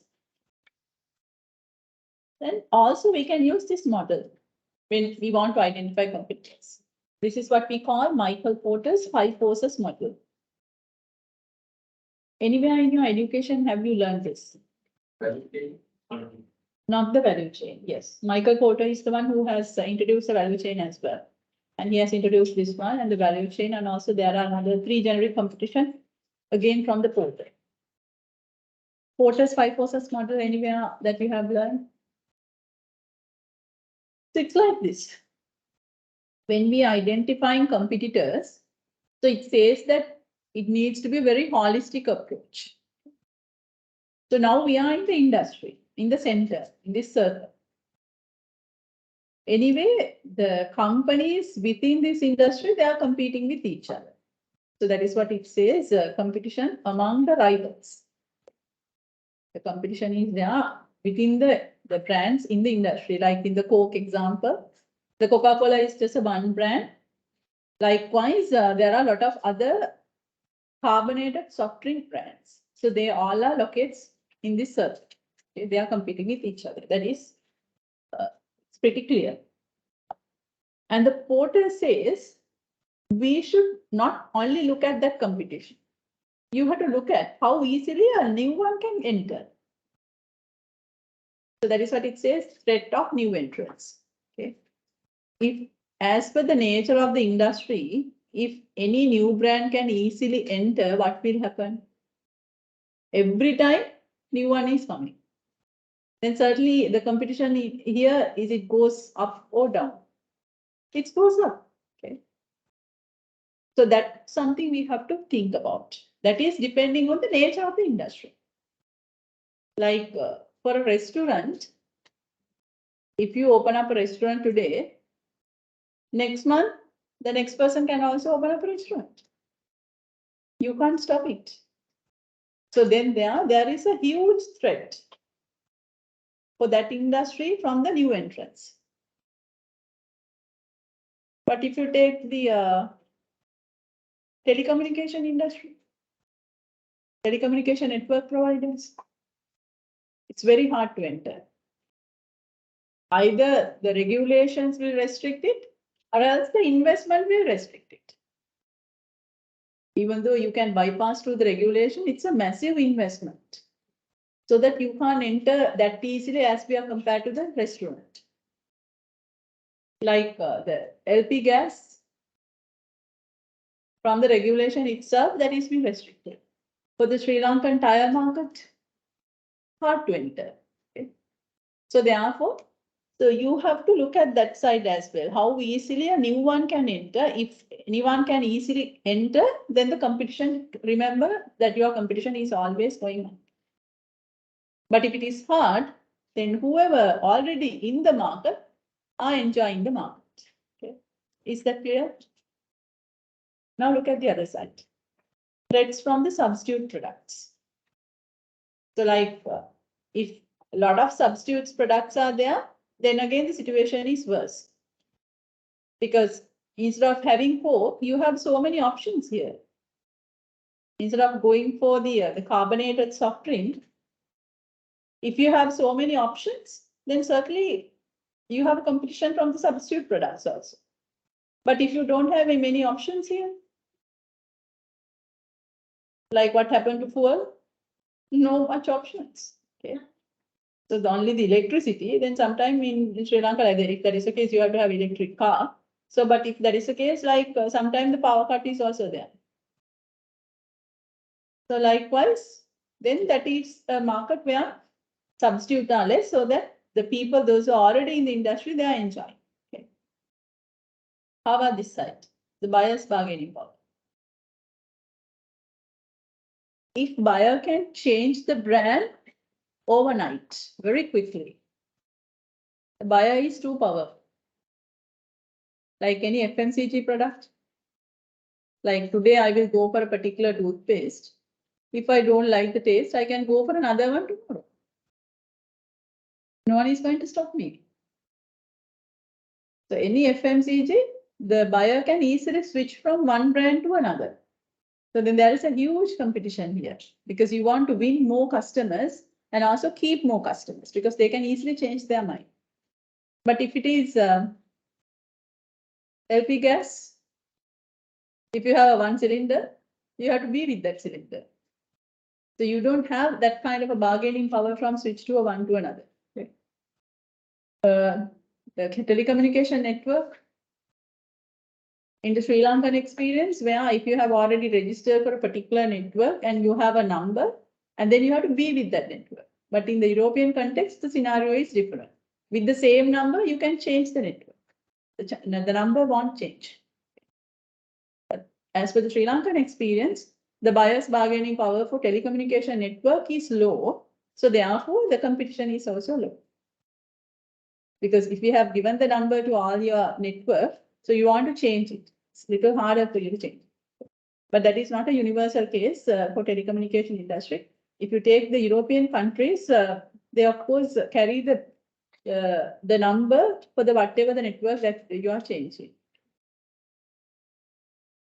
The supplier's bargaining power.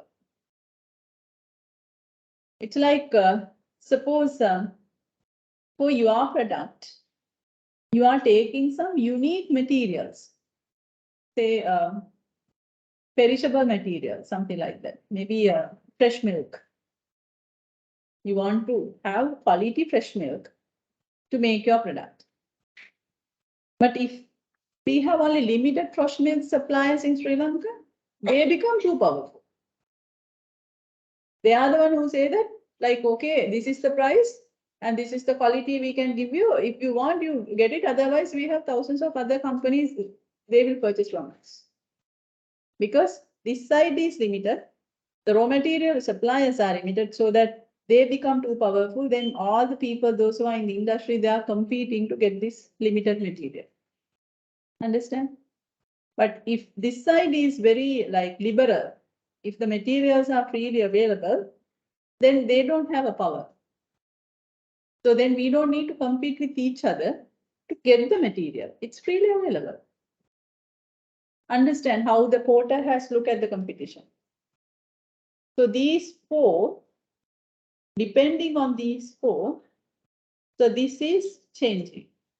So therefore, Porter is saying that if you want to look at the from where that competition is coming, don't look at only the industry. You have to look at how easily newcomer can come, and how about the buyer's power, and how about the supplier's power, and how about the availability of substitute products. Understand? Now, you should be capable enough to explain this model. Is it clear? Or just from few lines, you just say that industry competition means all the industry brands. Take it down. Industry competition means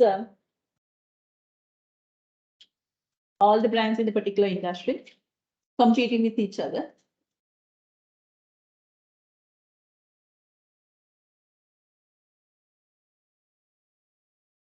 And the threats of new entrants. Threats of new entrants. If a newcomer can easily enter to the industry, industry competition goes up.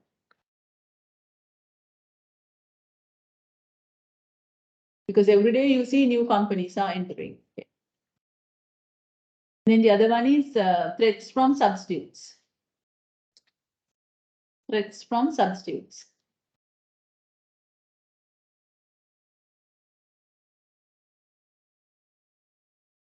Availability of more substitutes.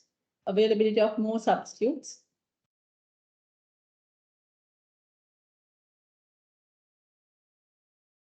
Increase the industry competition.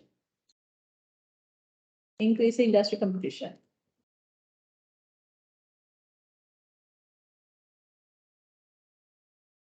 Then the other one is the buyer's bargaining power. Buyer's bargaining power.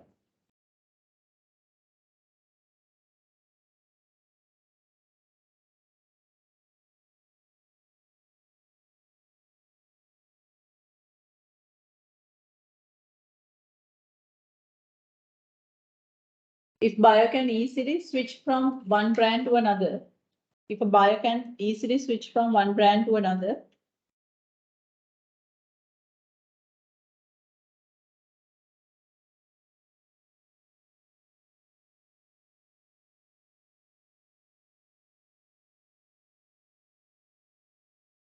industry competition goes up.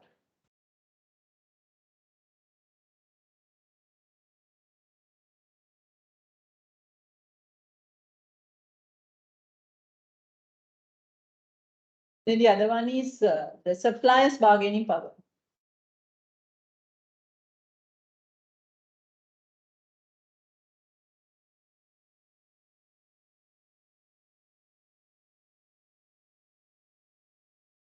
If supplies are rare, rare means very rare raw material. If supplies are rare, companies in the industry compete with each other. Companies in the industry compete with each other to get access to such limited resources.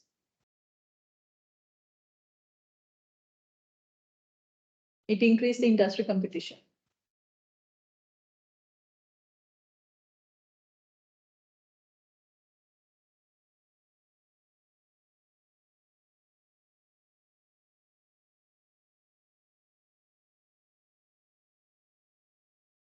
Is this clear to you?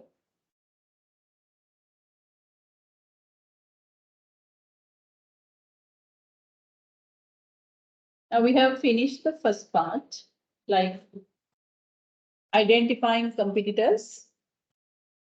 So I discussed only 3 points. So it is not so simple as it sounds, because you have to identify in a way that you are like avoiding competitor myopia. For you to do so, you should have to have an understanding about the levels of competition. Out of these levels, the generic competition is the ideal one for you to stand on. At least you have to stand on the foam competition to get rid of competitor myopia. Okay. And also I discussed the other point, like what the Michael Porter says, how holistically we can look at the competition, from where that competition is comes and how does that stimulate the within the industry competition. Okay. Then after that, we are moving to the second step, like we have to assess the competitors' objectives, strategies, and how they are reacting, and their strengths and weaknesses. Once you have identified them, so like say for an example, if Coke has identified, okay, so these are the cases where I identified as my competitors. For each of those companies, you have to look at what's their strength, weaknesses, strategies, and reaction pattern, as well as objectives. Now you tell me, because now you're going with the diminishing margin a little bit, and also I keep my mind like I have to finish it by 3. So therefore, I leave like a couple of minutes, like 3-4 minutes break. So in the break, I have a point for you to think. Now I'm telling that you have to assess these ones. Since you are practitioners, suppose that you are handling a particular brand like Coke. Now theoretically, I'm telling that you should know about other companies' objectives, strengths, weaknesses, and strategies. While you are in a 5-minute break, you think how we get this information? Take a break, 5 minutes. You want to keep in the same place, you can keep. Otherwise, you can just go out and come. But make sure I'm starting the class in 5 minutes.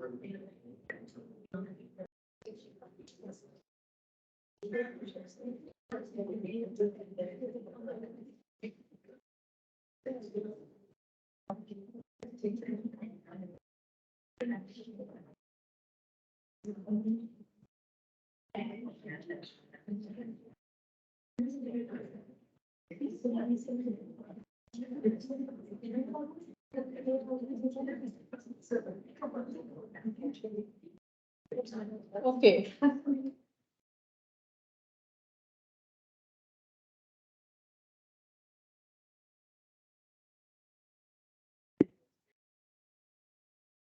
Okay, like now I'm saying we have to get this information. Now we know that where our competitors are. And theoretically, I'm saying that we should know about their objectives, their strategies, strengths, weaknesses, and how they are reacting. How we get to know these ones? Because they are our enemies.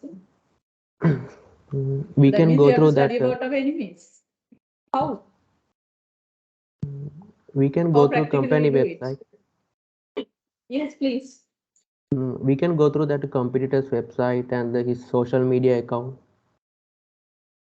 Yeah, it's a good approach.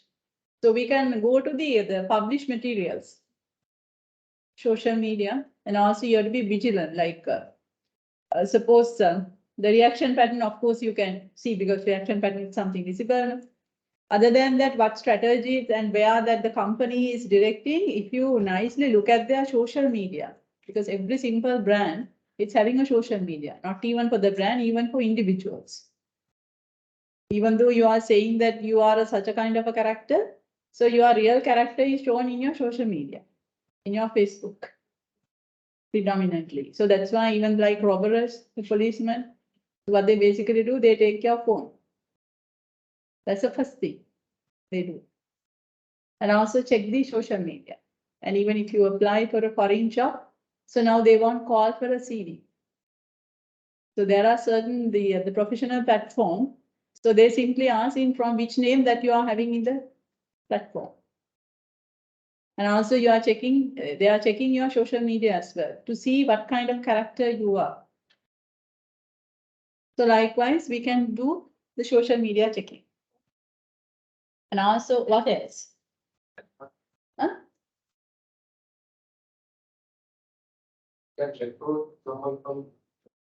Yes, headhunting. Yeah, so that's what a lot of the marketing people are doing. So if they want to know about like what's the competitors are doing, so they do the headhunting for that competitors. So then everything is comes here. That's one way. And also the social media, it's another one. What else? And we can act as their customer. Yes, we can attach their customers. Like the Go shopping that I told you. So we can send our customers as our employees as their customers. And see that what kind of strategies, yeah. And sometimes like we can send our employees as their employees to get the informal information, isn't it? So that's what those days, like when the king is doing some kind of the war, they send those people, and those people are there in the other kings inside the kingdom and providing all the information. The companies are nowadays doing it. What else? And also in your companies, I think I don't know, you have to correct me because you are practitioners, I'm an academic. Okay. So sometimes like if you take companies, the marketing people are the one always lead the gatherings. Correct. For marketing people, a lot of gatherings are there, a lot of conference, industrial talks. Why is that? If you are the marketing manager and you know that your staff is going to the field, because they are not people who are working in the office. They are always in the field. And whenever they are in the field, they have the friends in the other companies. Because say, if me and you, I might be working for one company and you might be working for another company. We both are in the field, in the same area. For a lunch, probably we may sit together. We may chat. Because if I have a tire punch, so someone else is not coming, it's you are coming because you are the one who is close by. So therefore, the marketing, like the high authority people in the marketing discipline, they know that the grassroots level people is an asset because they are already in the market. So they have the access to the other companies because their friends are already there. So that's why time to time they're asking those field staff to come to the office and have gatherings. And mainly it's evening gathering and also liquor will be served. Why is that? Why is that? Keep the people in the comfort zone to let people to talk. So once the person is in under liquor, so the person take everything out. Sometimes even can't remember. But the boss should be in the proper mind to get those things. Otherwise, if the boss is also under liquor, first of all, then that objective won't happen. So therefore, like if you are a real leader, so you should know the purpose of organizing this gathering. The purpose is informally collect the information. So therefore, let people to enjoy, let people to talk. You should be a person who is going like cocktails, kind of a thing. So you should go and listen to their dialogues. So then, like sometimes once you are under liquor, you want to show that you are the boss. So you know a lot of things. So then you take a lot of things out of you. So that's all we call marketing intelligence in theory. Okay. So marketing intelligence means you have to have a proper marketing intelligence system in the company to collect information formally and informally, both. Then only you get to know about these ones. The formally, as you all said, we can do the headhunting. We can send our employees as their employees. We can send our employees as their customers. And also we can study about their like social media and also like Even we can look at how they are doing the promotions, how much they are spending for promotions. Okay. And of course, the reaction content is so transparent, it's crystal clear, we can see what they are doing. Other than that, informal way also, we can get the information.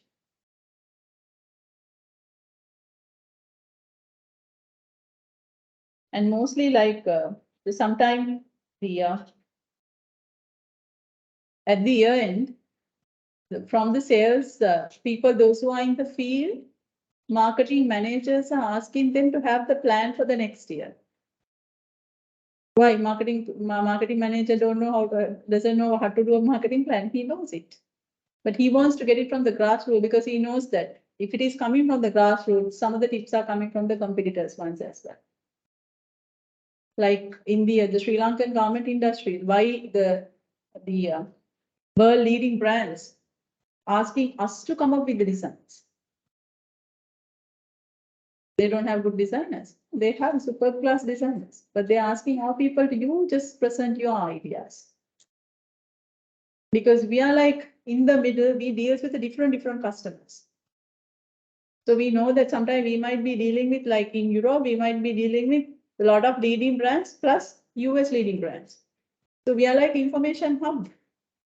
So if we are designing something, so we are taking small pieces from different competitors, and we create our idea and give it. Same thing the salespeople are doing. So that is how we can get to know about these things. That's why the experienced people are charging a lot, especially in the marketing field. So once you have the longer the period in the grassroots, they know everything. Okay, then looking at those ones within the industry, we can put them into smaller groups. That smaller groups are the one we call as strategic groups. Like having identified their objective, strength, weaknesses. Now we know that, okay, the Coke, Pepsi, like cream soda and those kind of brands, they may be bit of equal brands. So that we will put them into one group within the larger industry. And some other ones we put it into another group because they may have similar strategies. That smaller group we call as a strategic group. So because they are having similar strategies, then we can decide, so who our strategic groups are and who are a little far away from us, who are very closer to us. Accordingly, we can identify who are the strong people and who are the weak people, and who are the closer one and the distance one, good and the bad one. I will tell you each category. Strong one means it's very straightforward. The particular brands which has more strength than our brand, they are stronger brands. Okay. And the weaker brands means compared to our strength and weaknesses, if some other brands, they are even weaker than us, then we say that you are weak. Okay. Then when developing the competitive strategies, we know that these are strong, these are weak. So anyway, we can attack the weaker ones without any doubt. But when we want to attack the stronger one, we have to be careful. We have to study and we have to the point, we have to attack. And the close and the distance. The close ones means like the directly competing with us. Like soon I said that the competitors for Coke, all of you all said that the Pepsi. So that means Pepsi is a strong, close competitor. They directly compete with Coke in all aspects, in the color, taste, and everything. Okay. But there are some distance competitors as well, like maybe some herbal drinks. So likewise, you can classify, okay, they are close and they are not closer. Then you decide whenever you are using strategies, you have to decide, are we focusing both equally or are we giving priority for the close brands? Because you know that the distance ones, anyway, we are little safe from them because they won't get closer to us. Good and bad. The other four, it's so easy. The good and bad. Once we study about those the brands, there are some brands, they are really good and some are really bad. How do you determine this good and bad? It's something like this. I told you competition is like a war. Also, it's like a game. Okay. In a game also we are competing. So we had the cricket tournament. Okay. It's a competition, isn't it? So we have to compete with different teams. Okay. So in any game, there are some rules. So sometimes, like whenever you are also playing with a competitor, you can win in two ways. Either you can be a real performer or else you can be a real cheater. Isn't it? Okay. If you are playing the game without violating the rules of the game, but still you performing well, then that is a good company. Because you have not violated the rule of the games. But there are some companies, like there are some the players in the game, they violate the rule. They cheat. So by cheating, they are performing well. Then they are bad companies. Okay. So then you have to be like, whenever you are playing games, like it could be cricket or basketball, whatever, chess or whatever, sometime you may come across with some players, they are trying to cheat. So then they are bad people. Okay. Same thing happening in the commercial world, something like this. I'm taking two Sri Lankan examples. First, I take for the good one. If we take the banking industry, you all know that the Sampath Bank, which was the one initiated with the ATM technology. Okay, so for the first time to Sri Lanka, they are the pioneer for the ATM technology, but they let others to copy. One thing is they can't anyway stop because technology is something that's anyway it's been evolving. So it's a good company. Okay, let others to follow. Even Toyota, they initiated with the hybrid technology, hybrid engine, but now other brands also coming with that. Let others to follow us. It's okay. So likewise, we can see in the world also those kind of good companies, and also Sri Lanka. I gave that example. Bad one, just violating the rules. There was one case in Sri Lanka where, like, there's a small. It was long time ago. The soap manufacturer. Okay. That soap manufacturer, like a small SME company, and they manufacture a particular kind of a soap, and they issue a small quantity for the Sri Lankan market. So they thought, like, suppose that if it is 100 units or something, this is one quantity. So they forecasted this 100 quantity will be like sold out another maybe 1 month's time also. I can't exactly remember how was the quantity and how was the time period they have forecast. I'm just telling the scenario. So then, but even though they have forecasted this 100 units will be sold out in, say, particular time period, before that time period comes, all the stocks were sold out. The company was so happy. Because what was the message the company took out of it? People like this product. So then what the company did was, they went for massive investment. They took a bank loan and invest that for a huge production factory. Okay. And then took a lot of raw material and manufacturing a large scale and issue that to the market because test marketing was successful. Okay. And then once it's issued to the market, it didn't sold out.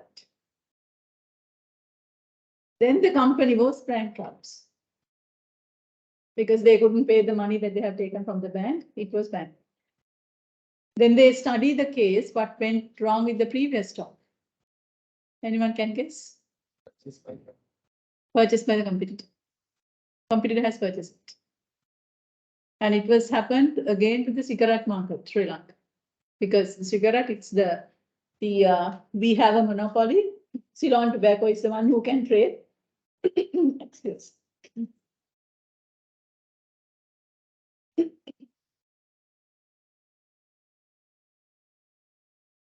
Excuse. So then whoever introduced, yes, whoever introduced the cigarette, the Sulen tobacco coming and taking it because they have the right to do so because it's legal right has been given. Not like that kind of a monopoly market, but it's a pure competition, so it can be introduced to anyone. But what big company did was they took everything, then the chapter is closed for that small player. Okay? The company itself closed down. Bad competitor. Understand? Okay. So therefore, when you are playing a game, like when you are in the industry, so you should understand, are there any bad companies? Then you have to be careful with those people. Because if they are really playing the game with the rules, then it's all right. But we don't know what kind of cheat that they're doing, so then you have to be careful. Okay, so that's why here it says that you have to select to whom that you can attack, from whom that you have to escape. Stronger one, we have to avoid as much as possible. Weaker one, we can attack. Of course, closer one, we have to attack. Distance one, it's up to you. Even we can avoid. The good one, without any problem, we can have a competition, but you have to be careful with the bad ones. That's what here it says. Good and bad. Okay, I will explain this also. Draw this in your notebook. I know that now, again, your utility is going to the diminishing level. So this, draw this out in your notebook.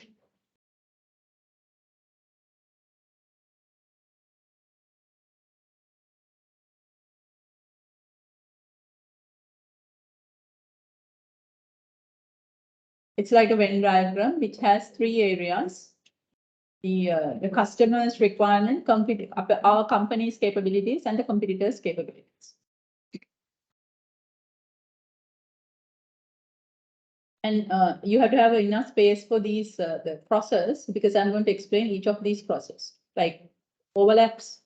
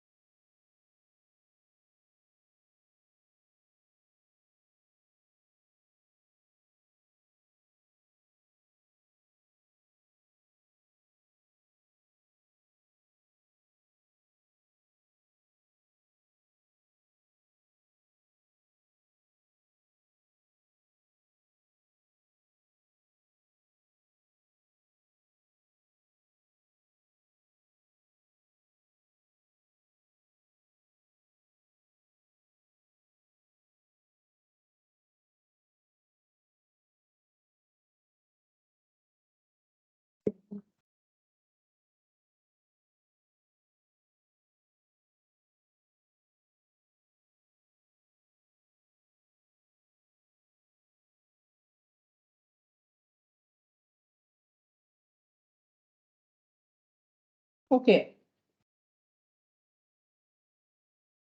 Ready?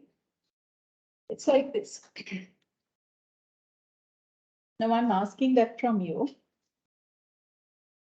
If I'm keeping the cursor here, what is the meaning of this common area?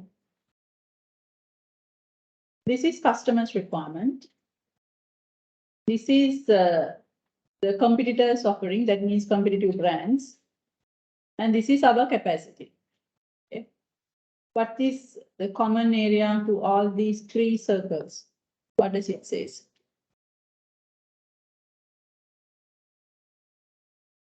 We can provide something similar to competitors. That is something customers expect. We, same as competitive products, can fulfill some of the customers' requirement. Isn't it? We are similar. Our product is similar to competitors' product in terms of fulfilling customers' particular requirement. Take it down. Just have an arrow for this comment and then say that is the meaning of this.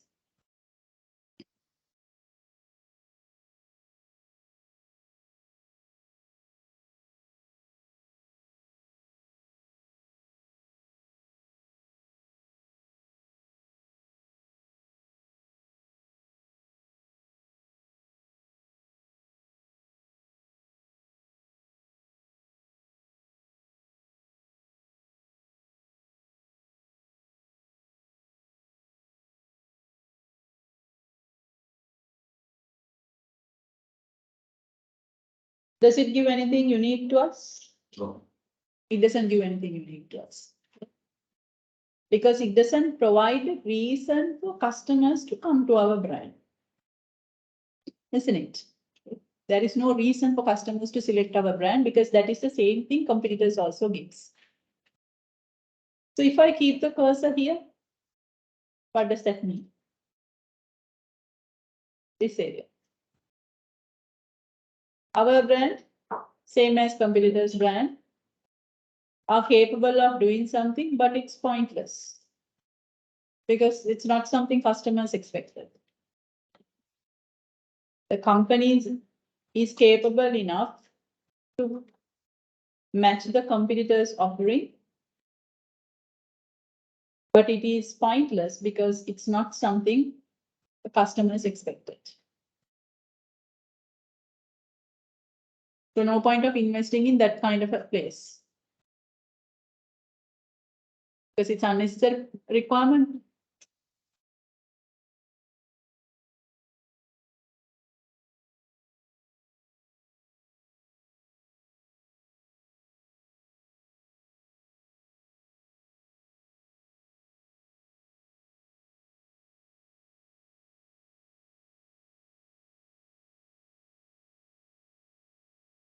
Okay, done. Here, if I'm keeping the cursor here, what is the meaning of this area? Competitors offering, that means competitive products, are capable to fulfill some of the customers' requirements. We are unable to do so. That is competitors' competitive advantage. They are unique in that aspect. That capability is not there with us. So that's why it's out of our circle. Competitors' offerings are capable to fulfill customers' requirement that we don't have such ability. That is the competitor's competitive advantage. That gives the reason for customer to select the competitive brands, not to select our brand.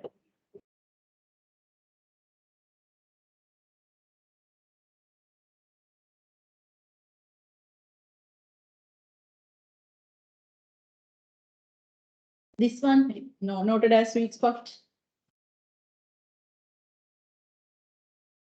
Our company is having some capability, or our product is having some capability of fulfilling customers' requirement, which is not available with the competitive offerings. And this is what? Our competitive advantage. So this is what we have to identify. The entire topic is about like how we create the competitive advantage. So that first we have to identify what kind of uniqueness we have to build up. So then we have to assess the competitors and we know that what they are doing. And also we have to assess about ourselves. And the other side, we have to look at what the customer is expecting. Then we have to match all these three and then we have to decide like we have developed something unique to fulfill customers' requirement, which is very hard for these people to copy. Understand? So that's this sweet spot should be identified through this competitor analysis. Then only we have to develop strategies to take this up and position to the customers.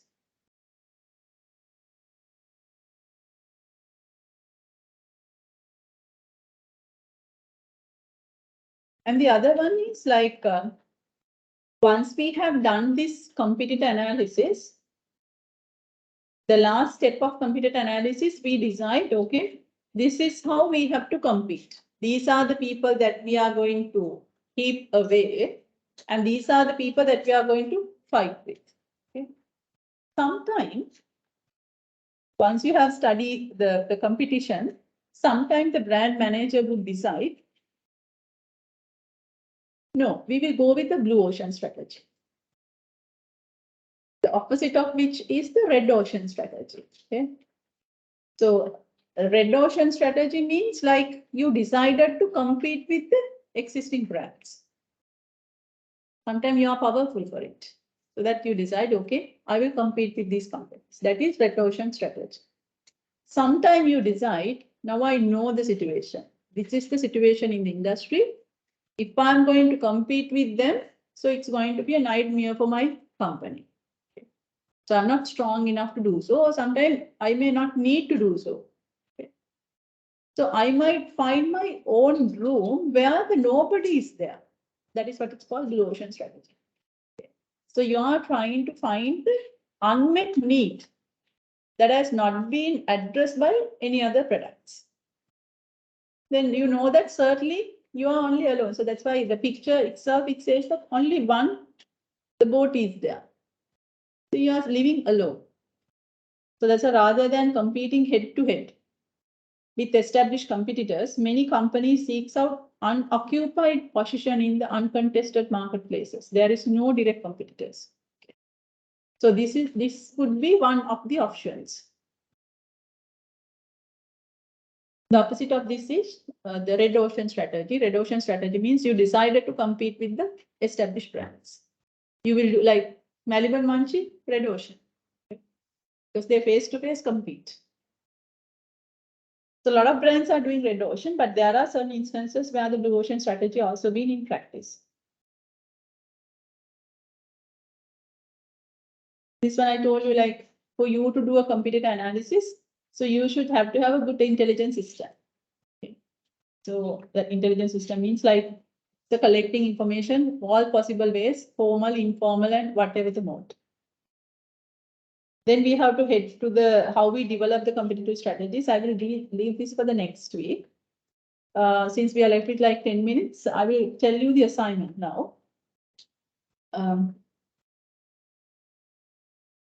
In your assignment, what I'll give you the brief, like formal brief, and make it uploaded. So that day I told you it's going to be a group assignment. Anyway, do you have any question up to this point? Now we discuss what is the competitor analysis, and also we discuss how we do a competitor analysis. Those 2 points I've already completed. And then how we develop the competitive strategies, I'll leave for the next week. Like any question from the subject that I have discussed? Hardly ask questions like, okay.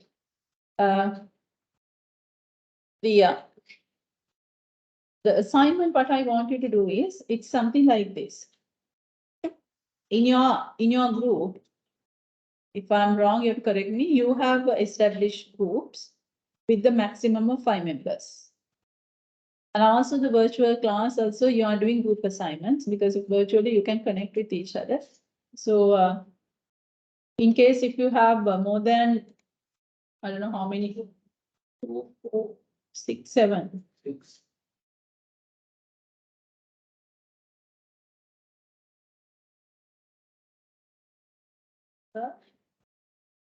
Right? 7? Someone says 6, so that's why I'm thinking like, am I blind? So then I don't know whether everyone is there, but anyway, make sure that your group number of the members in the group, the maximum is 5. In case if you have some issues, especially for the virtual class, my email address is there, I suppose. No, you can WhatsApp me. Don't email me because I'm more fast in WhatsApp. In case if you have any problem, I will give you my WhatsApp number. I will type it here.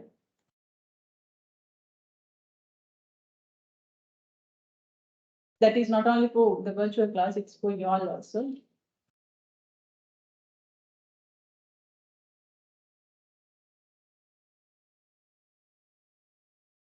Only WhatsApp, huh? Because I might miss your call in case if you have any problem.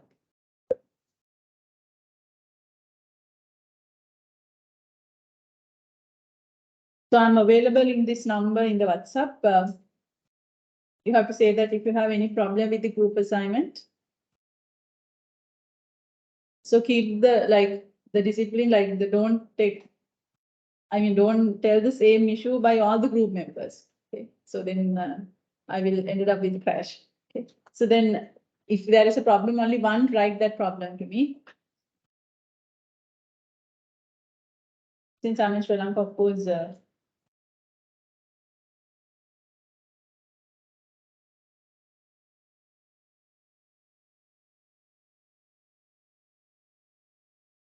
Okay, so then your task is like this, and this is count for 50 marks. Okay, so that which has two parts. You have to do a presentation plus the report. So your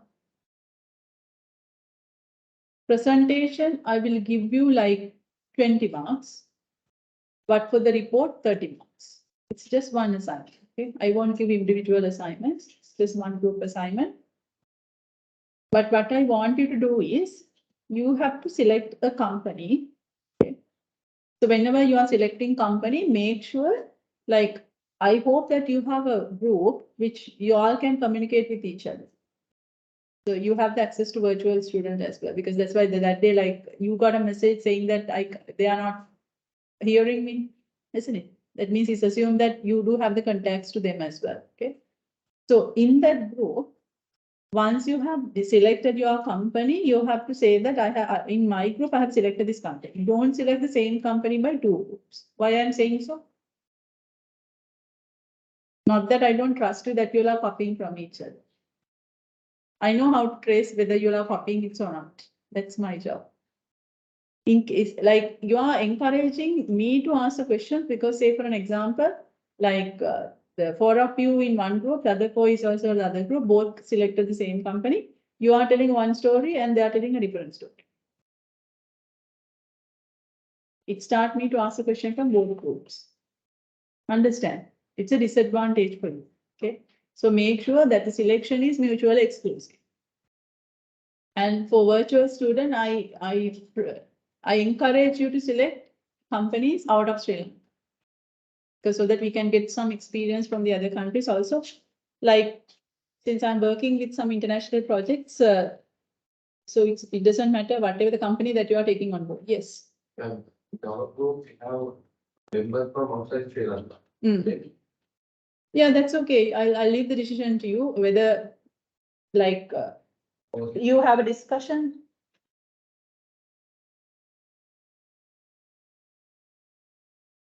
On presentations, regarding some classic. I'll leave the decision to you, whether you take a Sri Lankan company or a foreign company. Okay, that's up to your group members. Then in that one, what you have to do is basically, I'll give you a rough idea.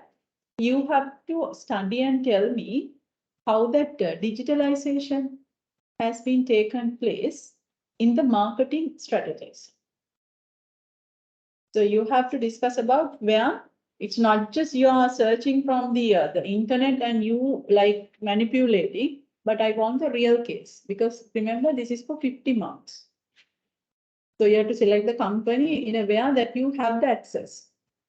Because since you are corporate, the assignment should be 100% practical. You have to speak and you have to interview at least, from the company, at least you have to interview 3 people. You have to speak to 3 people, at least. Okay. And see that how the digital techniques have been used by that company for marketing purposes. That is one thing you have to study. And also you have to show me the evidence. Okay. And then the second thing, once you know that, okay, this way, this is a traditional practice and now it has been changed in this way. And then after that, so you have to flavor with your knowledge, you have to see the potential that can be evolved like this. Understand? How it was the case earlier, how they have shifted to the digital scenarios nowadays. And then either you can ask that question from those people as well and see what kind of a potential that they can further evolve. And also, what are the bottlenecks for them to further evolve? And what the solutions that you can propose. Then the assignment is having 4 areas because it's for 30 marks. Okay. How the digitalization has changed the traditional marketing strategies, and what potentials that you can see, and what are the challenges to get that potential, and what solutions that you can propose. Those are the 4 areas that I want you to discuss. First, you have to get the insight from the corporate, and then from that insights, you have to build up your assignment. And it's a report which doesn't have any word limit. I'll leave that to you. But don't take like the internet, the dump document, and also don't take any like AI-based solutions like you know that some of the softwares are being built up, so using the AI. So then don't cheat yourself because it's not me. You will get the marks, but at least you don't know. So therefore, take it as something that for learning purposes. So at least you learn something. So once you go to the course, since you're already corporate, whenever you are making decision, that learning will certainly help you. Otherwise, you may have a good pass for marketing, but you are again the typical person whenever you are coming to the class. So when you are going out from the class, your knowledge should be different. The way that you are looking at the problem should be different. So that's why marketing is being given for accounting specialist. Otherwise, you don't want this subject. Because always in a company, the accountant and marketeers are the one who those who are fighting. Am I right? Because two different thinking. So you all are thinking from the left brain, they are thinking from the right brain. So therefore, like I know that how mismatch it's because I'm also married to an accountant. So how like the different kind of thinking you have, like you all are accounting people and some marketing people are thinking totally different way. So therefore, if you are not learning anything from this, again, you become a typical accountant once you go and make the decision. I don't want to see that. It's not the grade what you are getting for this subject, grade is also a matter, but just leave it as a second thought. Any clarification? I will put that into a proper way. And in case if you have problem whenever you are selecting a company, just drop me a mail. I'm I would say very efficient in WhatsApp because every day before I sleep, I reply to all the WhatsApp requests. So therefore, don't worry. If you have any questions, you can reach me. Anything that you want to ask from me regarding the assignment? And for this assignment, like I can give you a month enough? You want 6 weeks? 6 weeks? We are in the 7th week, no? We are in the 7th week or 8th week? 8th week. If that is the case, I can give you 5 weeks. So I'm taking this presentation in the 5th week, starting from the next week. So better you start right now. Okay, then we'll stop for today. If anyone is having questions, of course, we'll drop me a message. Otherwise, I'll stop today. Have a good weekend.